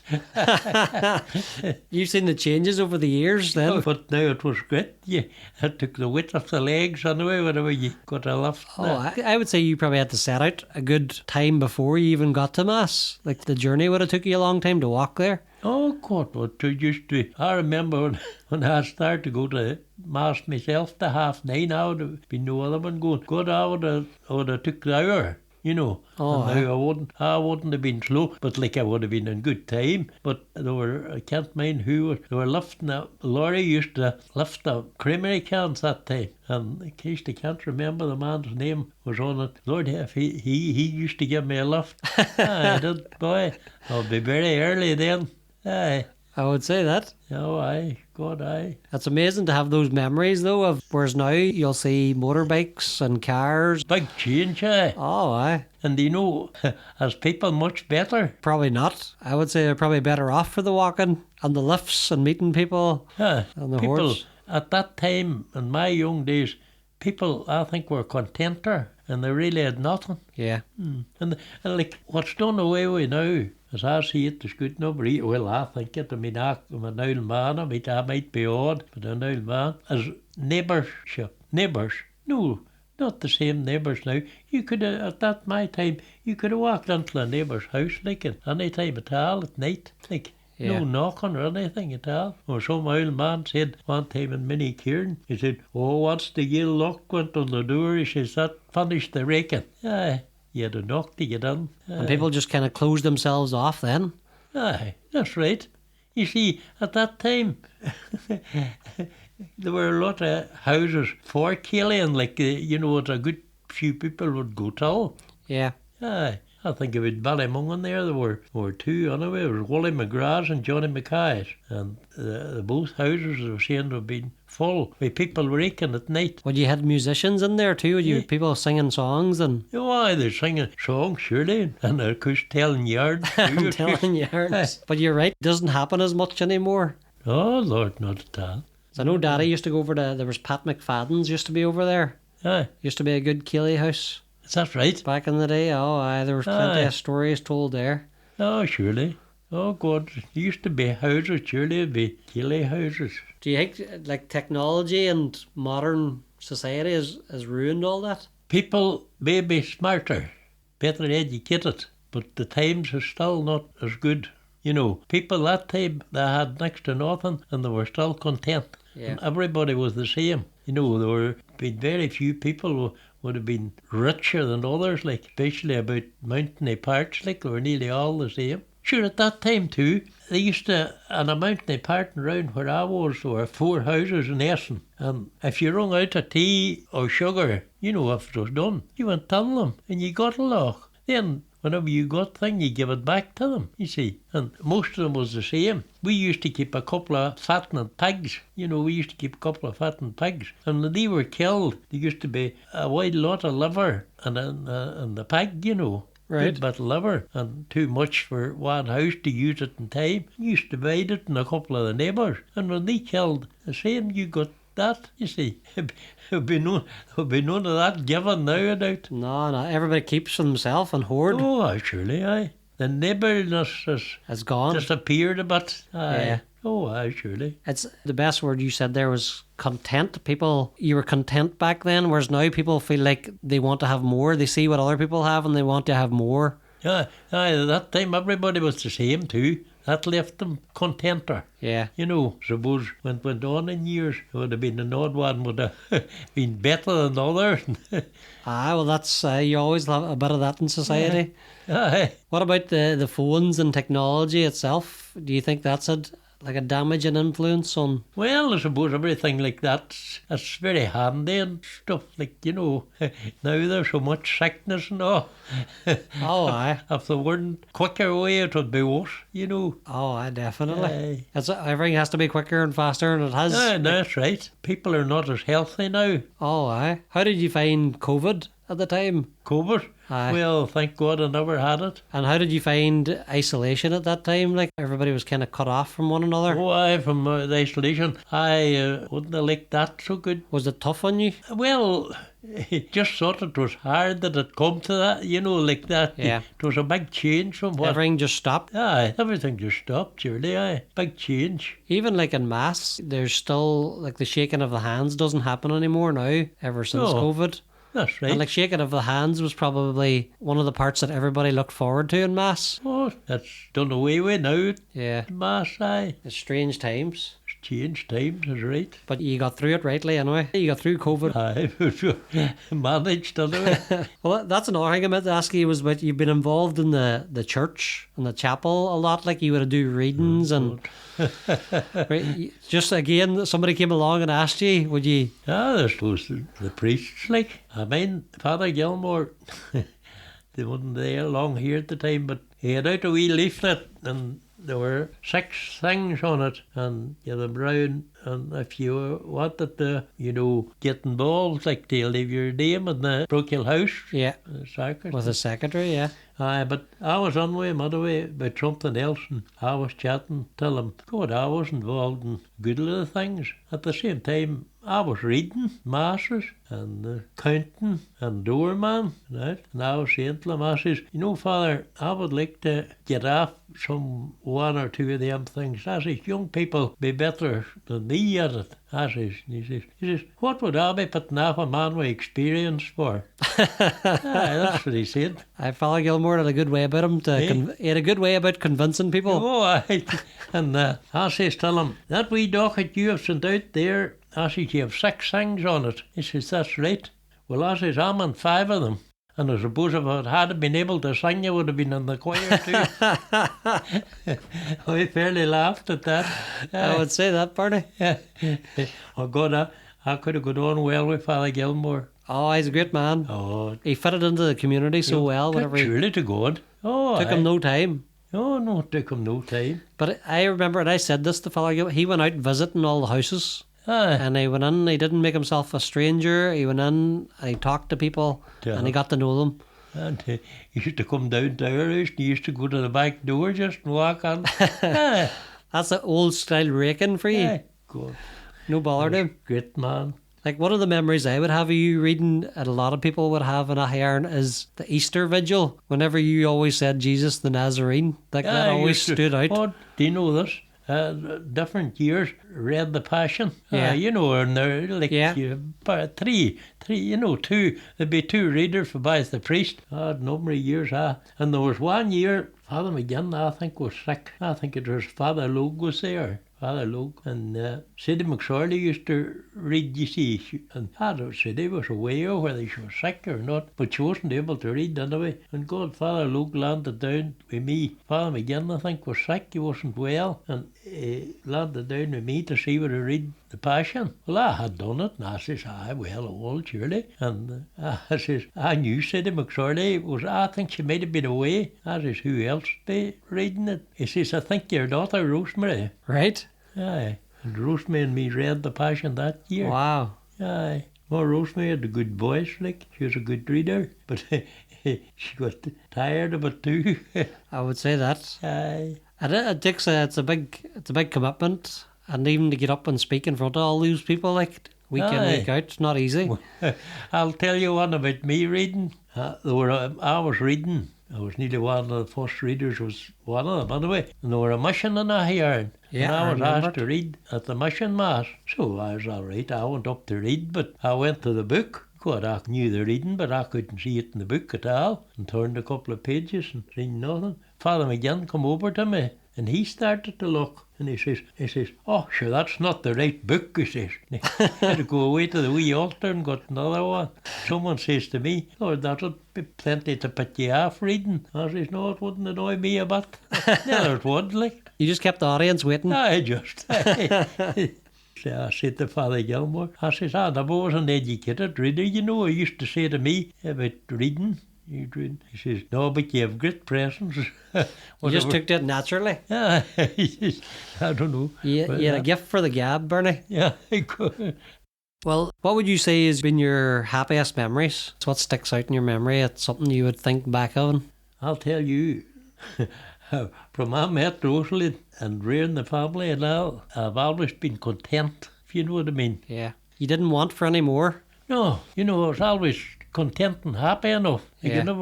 I never had a worry. Rosaline and your family was everything for you? Well, that's the way I would put it anyway. Yeah. Aye. And it was a good thing that Father Duffy took you down to elect Patrick that time. It was. It was all meant to be. It was. Just. I'll tell you another one. After Father Duffy, after he left Aghyaran, he was away for a while, and I think he wasn't even in Lake Patrick, he was some other where. But we done some play that he had done. Christ might have been in Gossoon, I'm not sure, but it was Father Chestney got it revived up, this play. And Jimmy Conley, he says, Lord, he says, it would be, do you know this? He says, well, send Father Duffy word and asked him would he like to come up to see it done again, Right. He was away in some parish in Derry. So I don't know how they contact him. But by God, he come, and a few with him too. And we're on the back of the stage in the old hall. He was a great man for makeup, of course. And he was making up a lot down there. And they were chatting about changed times, like from he left the parish. And they were saying about such a thing and all that. Thinking, I was in the crowd too, but I was back a bit. And whoever was speaking says, and Barney's married. And he says, I hope he doesn't blame me for that.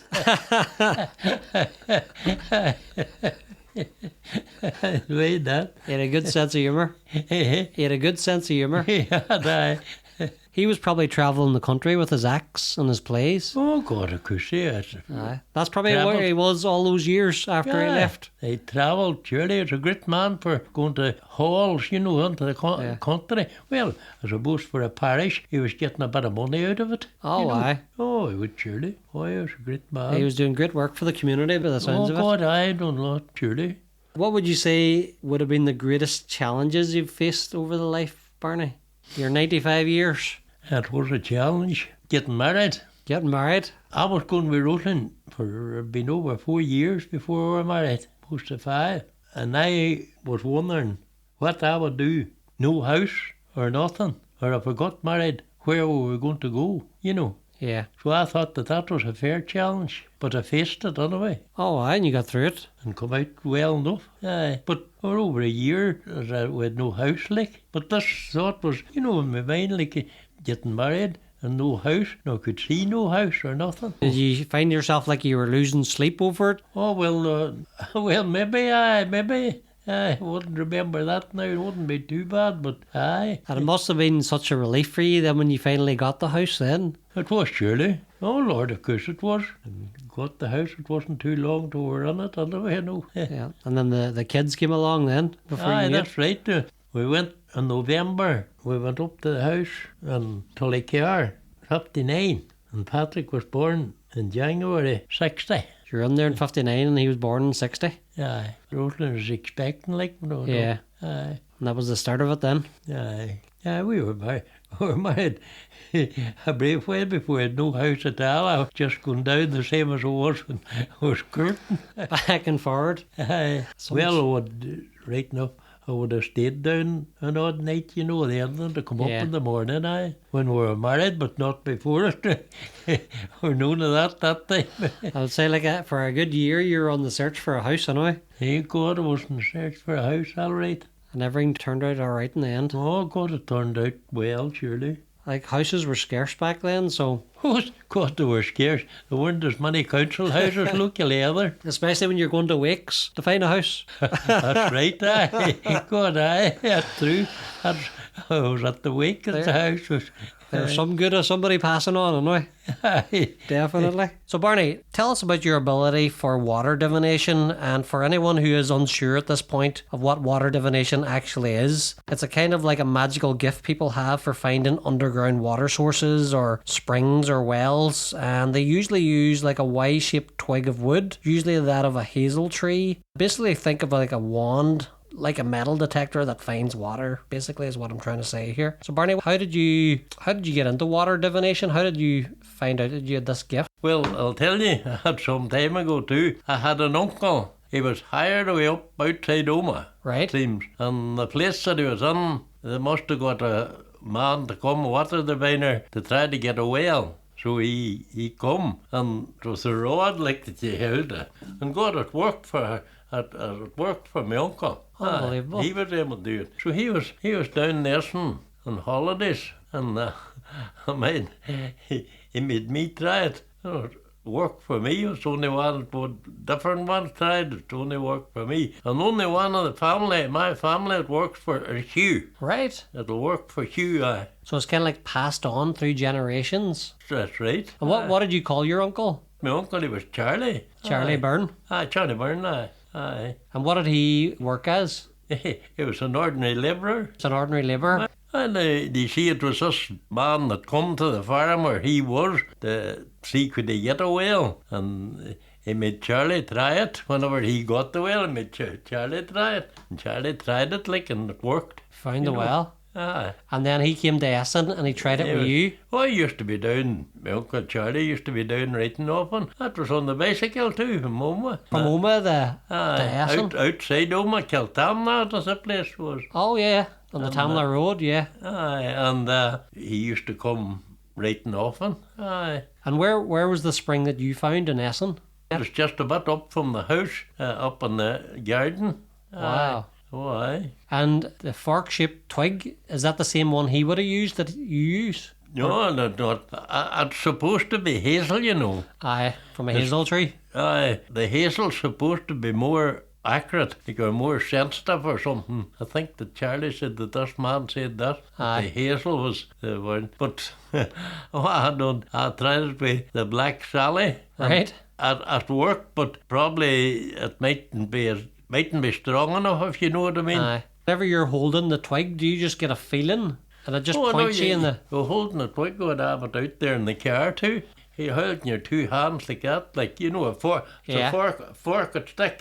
Yeah, it's a fork stick, yeah. And you hold your two hands like that, middle and tight. You know, you get a bit of pressure on it. Okay. And you walk very easy along the ground. You know, like where you think that there might be water. You just walk very easy. And if you come into where the spring is, you'll know by the run it'll start to move a bit. You know. So you get like a bit of tension in your hands. But the tension in your hands. And then when you come to where the real spring is, it'll turn up in your hands, like. Right, so the forked twig just will turn upwards. Aye, turned up, aye. And chatting about turning upwards, there were now a man, you mightn't have knew him, but you're telling me, lived down across the water in front of me there in Marnagir, Jimmy Ogle.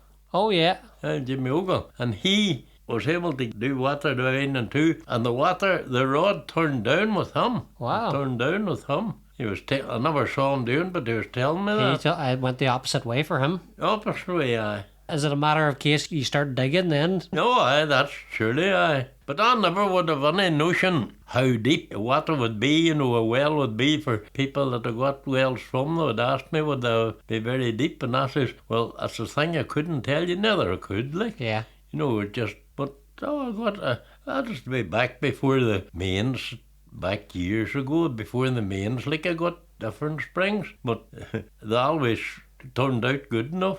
You know what I mean? And you would have had people from across the country asking you to come and find them. Would I? Like how far would you have went for somebody to? No, what do we see? I would say that for Mana might have been nearly the farthest, you know. And you were saying that time you found 3? I got 3 for him on his farm, like. You know, one away above the house and one down beside the house, and then this one was on down below the house. But I always told them when I was trying for the water that I didn't like rock. I used to ask them, would you think there would be rock on this ground? And some of them would think there would be. Well, I says, I don't like rock. Why is that, Barney? The water can leave, even you were sinking it, you know, the water can leave it. Right. Can leave, aye, with the seams in the rock. Right. Aye. So where you find water, it might only be a temporary place for it? You'd be better just, you know, in the ordinary ground, like. Yeah. in the rock. But that one that I was telling you about, that the man put the the rock hammer on the digger for to break a bit off the rock, to let the liner down, and the water left it. Oh my God. It was, I didn't leave it all at once, but it was away the next day. Aye. I say he wasn't too happy. Aye. I say he wasn't too happy. It was not, no. But I'll tell you another one. I got a spring for Eamon Doherty up in Tullycar. Right. Eamon, when he lived, and went up one Sunday and got the spring for him, and he's hunk well left, and he's telling me, he says, oh, there's a right drop of water in it. But the very same day, Tommy Maguire come at me with a tray in his garden.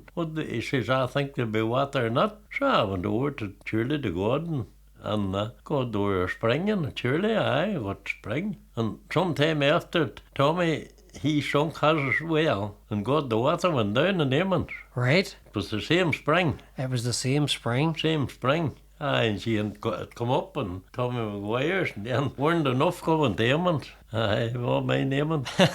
Would there been a few words about that, would there be? No. Maybe Tommy Maguire had a bit of a gift too, if he thought there was water there. He made. He could have put you out of business, Barney. Eh? He could have put you out of business. Could I? Just. What? That's amazing. So, like, your Hugh has the gift as well? Hugh, aye, for has water aye. divination? Yes, aye. There's no time ago there since we went over from America. Like Hugh's son in America, and there's home on holidays, and he had a girl with him, and I think it was our uncle or our father. Oh, they wanted to see the water divining. So I took them up to Essan. Or 3 or 4 of them, and they all tried it, but Hugh was the only one like it worked for. Aye. Unbelievable. I know in Essan where to go now to get just down at the end of the house. There's a well away down in the garden. I would say it'd be about 60 or 70 yards away down, low ground. But it's not used to years, like, I mean, now since the mains come. But the spring comes down at the end of the house and comes down from the top of the field up at the behind the house. But I tried it. Aye. Unbelievable. Aye. Oh, sure. Now with the mains now, they're not bothering about them. Ah, no, sure, they have water mains connected everywhere now. No, surely to God. I have no spring well in Essan now, it's the mains as well. You've been converted.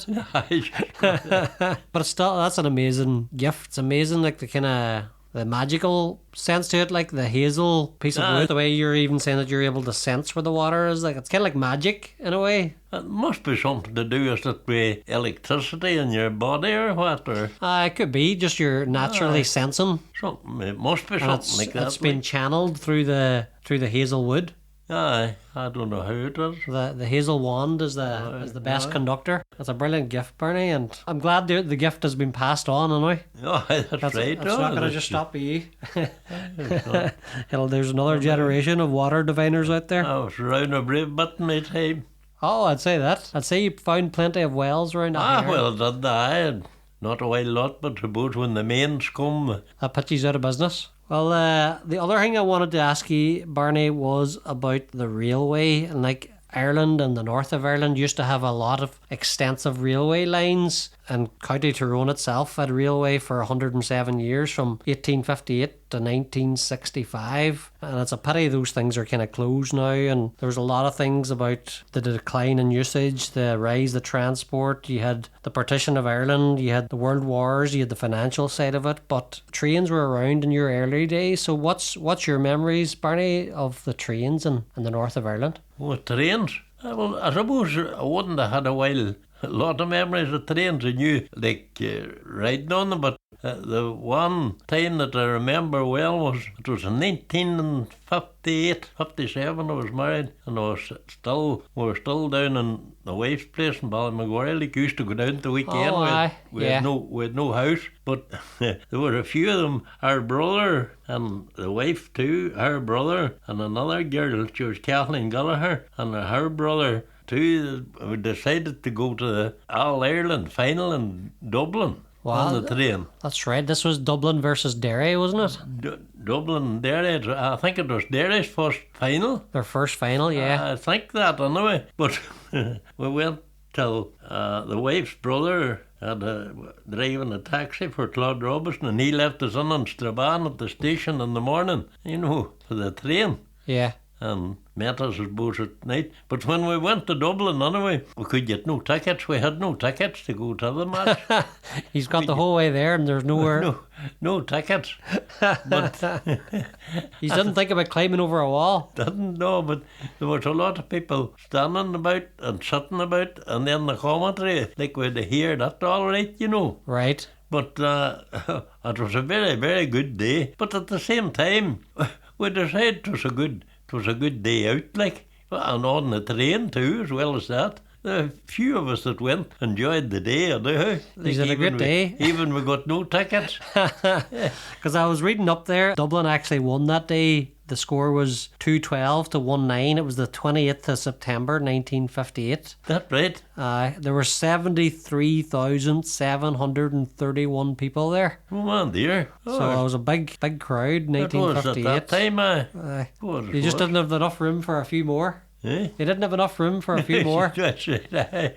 No, but at that time, I would say, I'm only thinking this, there mightn't have been as good an organisation on tickets or anything like that. Someone said to me that people just would have went to the match without tickets at the sort. Could have got tickets handy enough. We were told that day it was because Dublin was playing that the tickets were all bought up. Aye, because it's the local team. That's what we were told anyway, but You didn't get anywhere near it anyway. You were turned away. we were turned away. We got till they get right enough. Yeah. Aye. But even at that, train journeys are generally a great experience.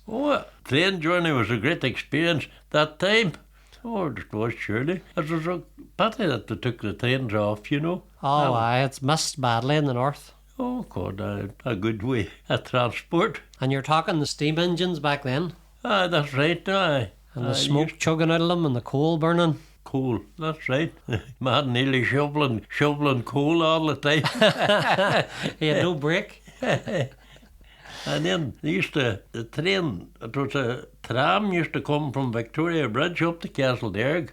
Right? They called it a tram, must have been a smaller, Just a smaller version of the train. On rails too, right, of course. Aye, up to Castle Derg. Did you ever get on that? No, I didn't, no. But there used to be? I think it might have been before my time out, like I wouldn't have been, I would have remembered it all right, like I'd been heard of it and all, but never saw the trams. Like I suppose like with the invention of the car, the motor car, like and public transport and buses and things, that a lot less people were starting to use trains. Oh, of course they were. Aye. But I think in up here in the north, because of the separation or the partition from Ireland and the north, it became more difficult, and people were being stopped at the border and they were smuggling goods and all that. It was right. It's just a pity it was closed in the end. Aye. What do you remember about the train station in Strabane?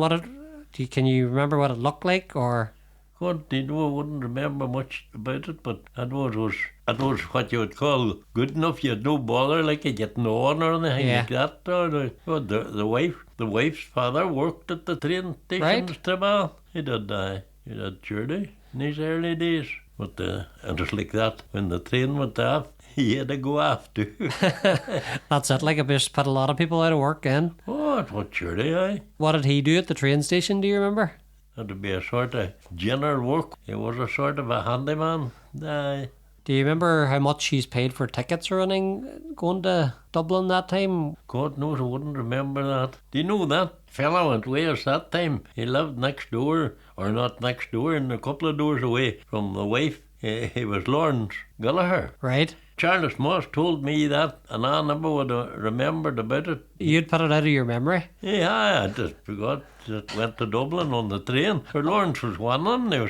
He was a good bit younger than me, like. But he remembered it. He remembered it? He'd be going yet, and I would like to get talking to him. Oh, aye, geez, that'd be a good story to talk over. He was a builder. Right. And I remember the time Hugh was building a house down above Sion where he does lives, and I went down one evening just to see about me, and this man was building up high in the gable, called down low Barney to me. God, I didn't know him, but I looked up and studied a while, and I knew him. I was only a young fella then. He says, "This one day that they have on the plans," he says, "up on the gable here, is far too small." He says, "But I'm going to put a bigger one on it." I mind him saying that. Jack Kennedy had it let out and learned he seemed to be in charge anyway, but he put a bigger one on it. Aye. He knew what he was doing. Oh, I did, surely, aye. I know I had been talking to him after that too, but not a lot. You just, the train journey and going to Croke Park just skipped your memory. That's right. But you've done that many things, Barney. It would be easy to forget something now and again. Aye. And then people used to tell me, on these last years, "Lord, you have a great memory," but I don't know.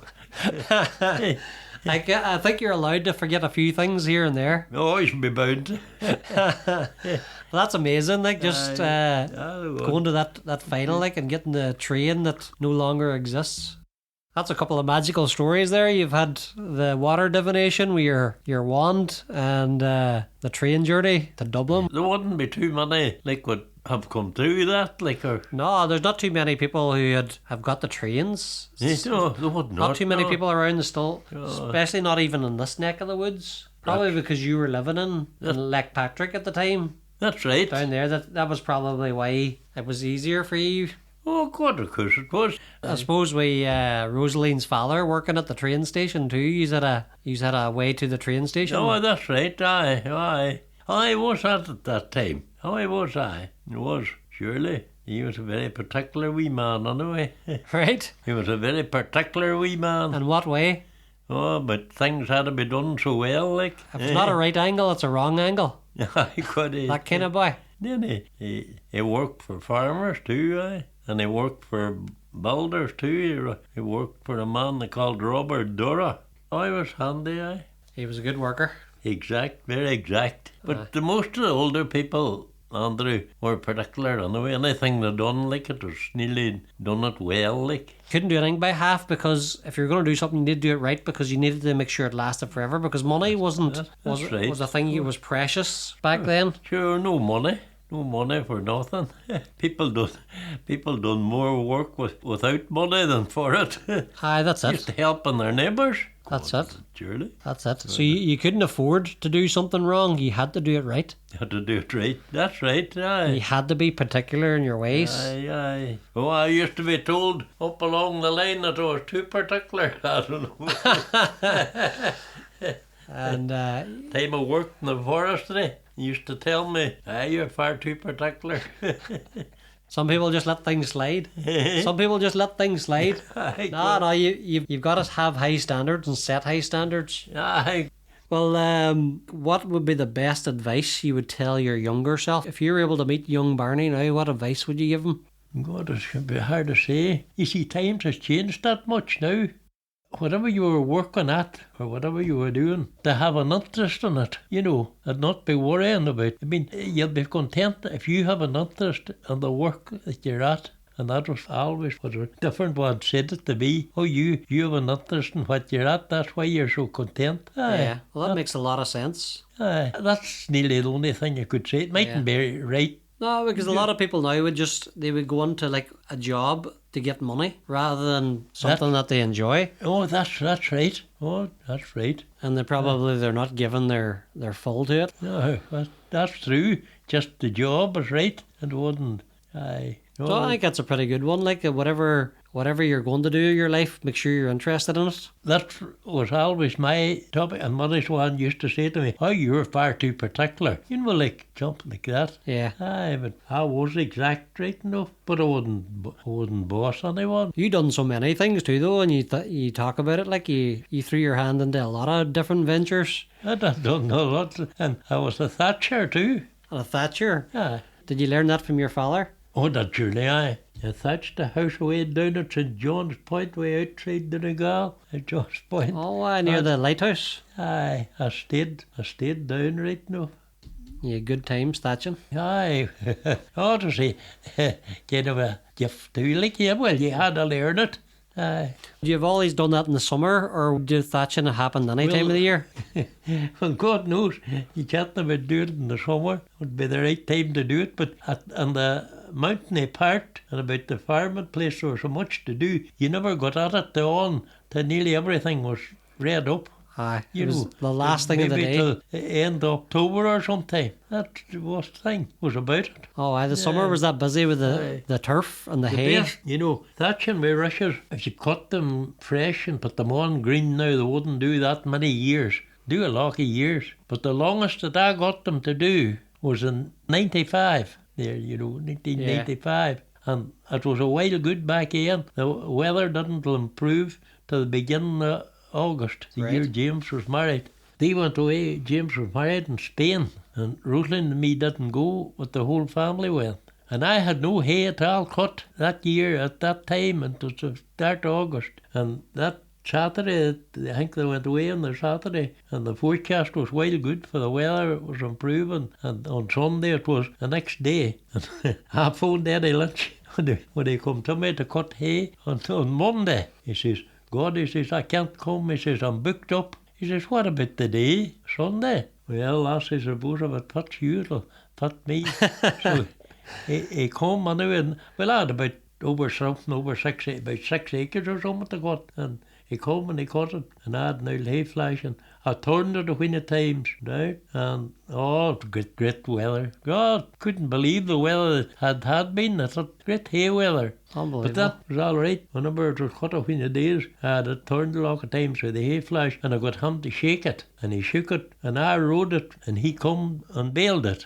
Oh, Lord, it was great hay. And I had it Bulton, there weren't one near to him myself. I had it Bulton one rows and had covered with grass when I'll come back on that Saturday. And You had all the work done? I had it all done and thought nothing of it. But that year, I thatched the house in Essan, and that back in, the weather was good till away on the end of October. And I cut the rushes out on Alec Byrne's ground in front of the house, and I cut them, I think, something 304 or 300 and something like that.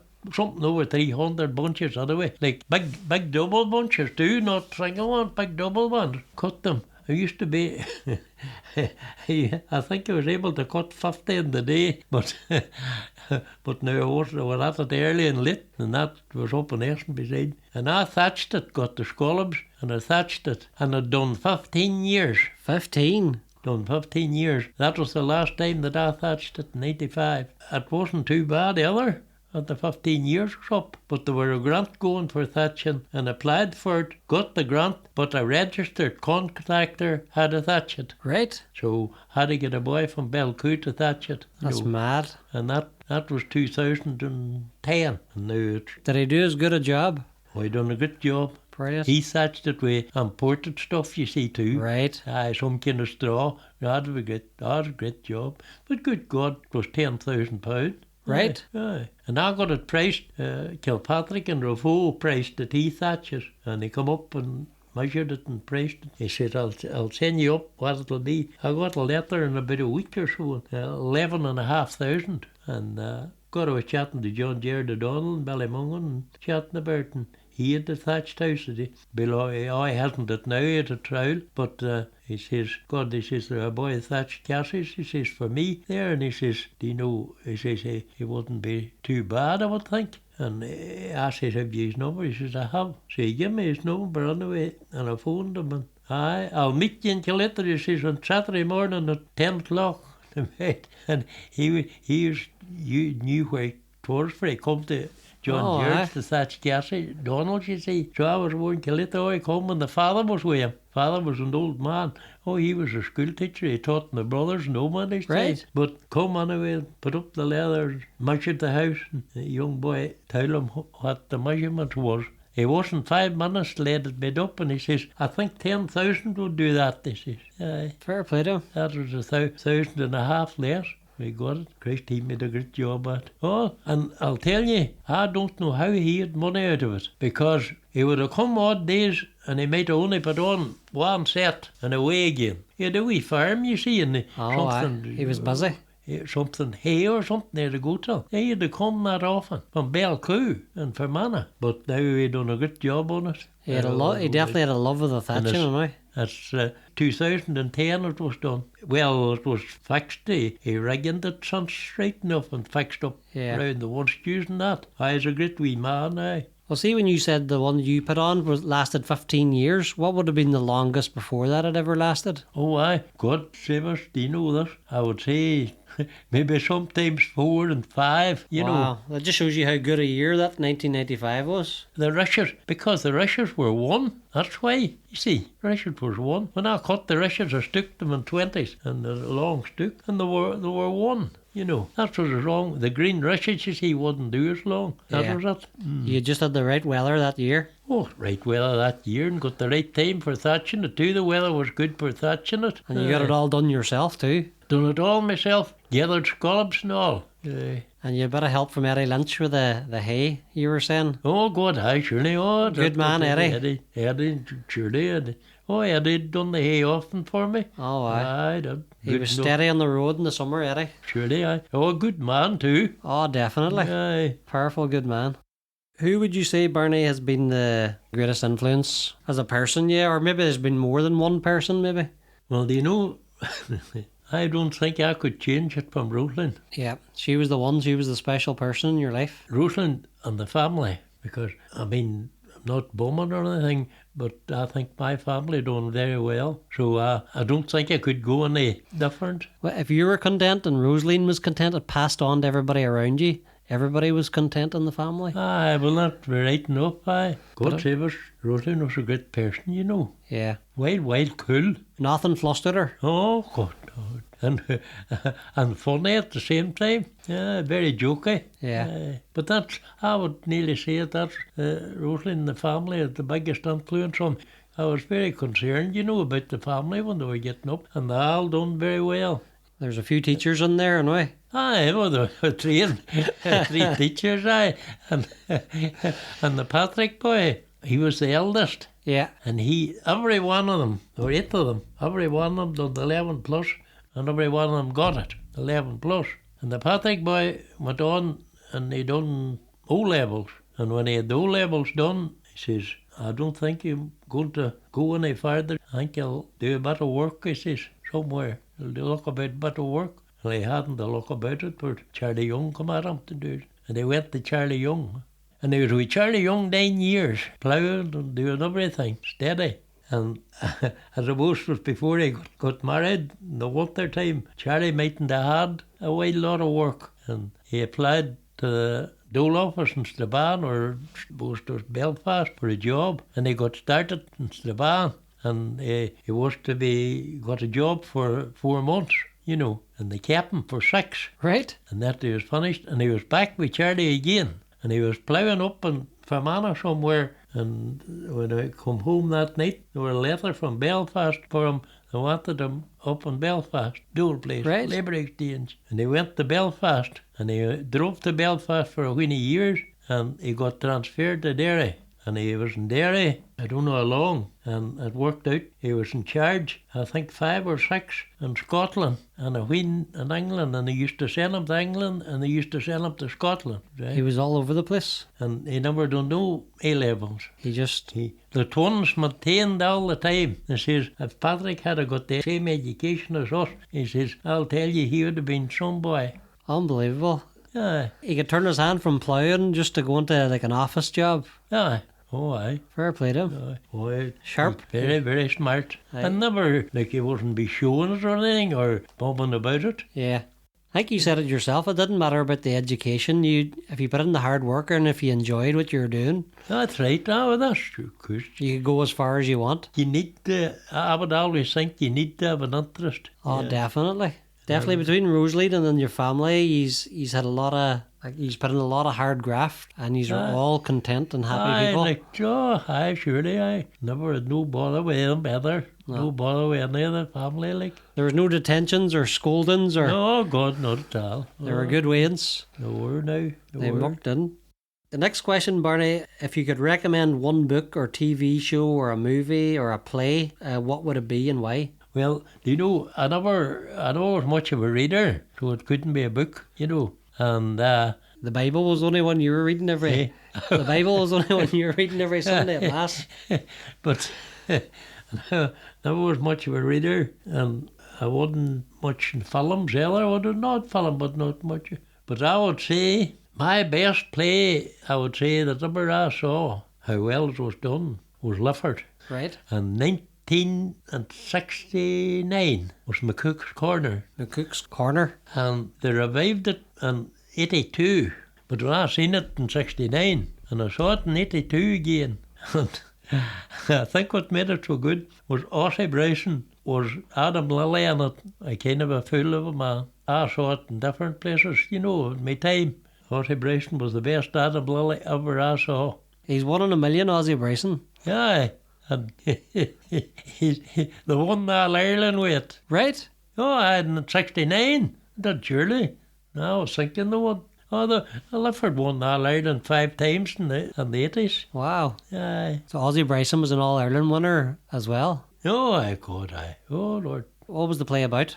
Now Adam Lilly in it. He was an old farmer and he had a horse. And then McCook, he would have been a kind of a owl McCook, like, would have been a kind of a rogue, like. Okay. But the start off of it was that he stole Adam Lilly's horse, to I think he was making potting or something. Right. That was the opening of it. Anyway, Shenanigans unfolded then. Yeah, it was good. Another thing was too, old John Lilly, he wasn't well, and he had a big farm. McCook's daughter, Hannah McCook, she would have been keeping on well with Adam, counting the land and all. If old Lilly died, that's what it was about. Ossie Bryson was the best you'd ever seen in playing it. I would say for comedy, aye, it was good. Aye, it was good. His turf spade sketch is probably one of the best known. Oh, aye. Losing the turf spade on the bike. The big poem that he made. Aye, that was fantastic. fantastic. Was good, surely. Yeah, everyone kind of remembers that, where he went into he went in for confession and the priest told him to say 3 Hail Marys. Ossie Bryson, he says, "Jeez, Christ, Father, sure, I only know the one." That's right. Right. Good, aye, well, that's what it. Oh, it was a powerful, the turf spade, the lost turf spade. Well, the last question, Barney, you'll be glad to hear, the last one is, what is it about Aghyaran that makes this place so special to you? I was involved in a brave lot of stuff in Aghyaran, and I liked it all, like I wouldn't be regretting if would have been involved in anything in it. You didn't mind doing anything for anybody? I did not. No one ever. When people came asking, Barney Byrne answered the call. Oh, no, they were once asked with different things. But you on there a bit earlier about the chapel and that. I was in charge of the doormen. Right. I was for Father McGinn gave me the names when Paddy McLaughlin died. Paddy McLaughlin had them. So he done it before you? Aye. And I was that time 72 doormen. That was the number. There were 3 at every mass, and there were 6 every month. Like. Okay. No, there were 6 in the month. Like. 3 at every mass, 2 masses on the Sunday, and. So there were 72 in total then? Eh? 72 in total? 72 in total. And you had to organise... And I had organised all that, and if any man went off or someone died, I had to get someone, and no one ever refused me. That's something special about Aghyaran, just everybody helps out. And yep, that's right. Aye. And, that was a lot of doormen to be in charge of. Oh yeah, 72. 72, and before that, for a while, before only the 2 masses, was in charge of 108. 108? For a wee while, like. Aye. See, there used to be, 3 masses, then went to 2, but that's going back a good way. How did you get in contact with everybody to tell them who's on when and where? Well, what I done at the week before, we'll say, the end of the month was this week. On a Friday, I wrote them out. I had the names wrote out anyway, but I wrote them out, a piece of paper, and handed them in the parochial house to Father Gilmore, and he got them in the bulletin. And then I read them out for the next week. And I never missed one day, I only say one. I never missed, only once. And the once was, I had a kettle test on a Friday morning, and I forgot about the names. till on the evening, and there was Kathleen Moss always done the bulletin. Yeah. I phoned Kathleen Moss and to tell her, oh, she says, you're all right, Barney. She says, I hope they're the same as they were last year. But she says, I have still last year's names here. I says, oh, God, there, surely. Not Aye. Fair play to her. She saved the day. She kept the papers. Aye. She was a smart woman. Aye.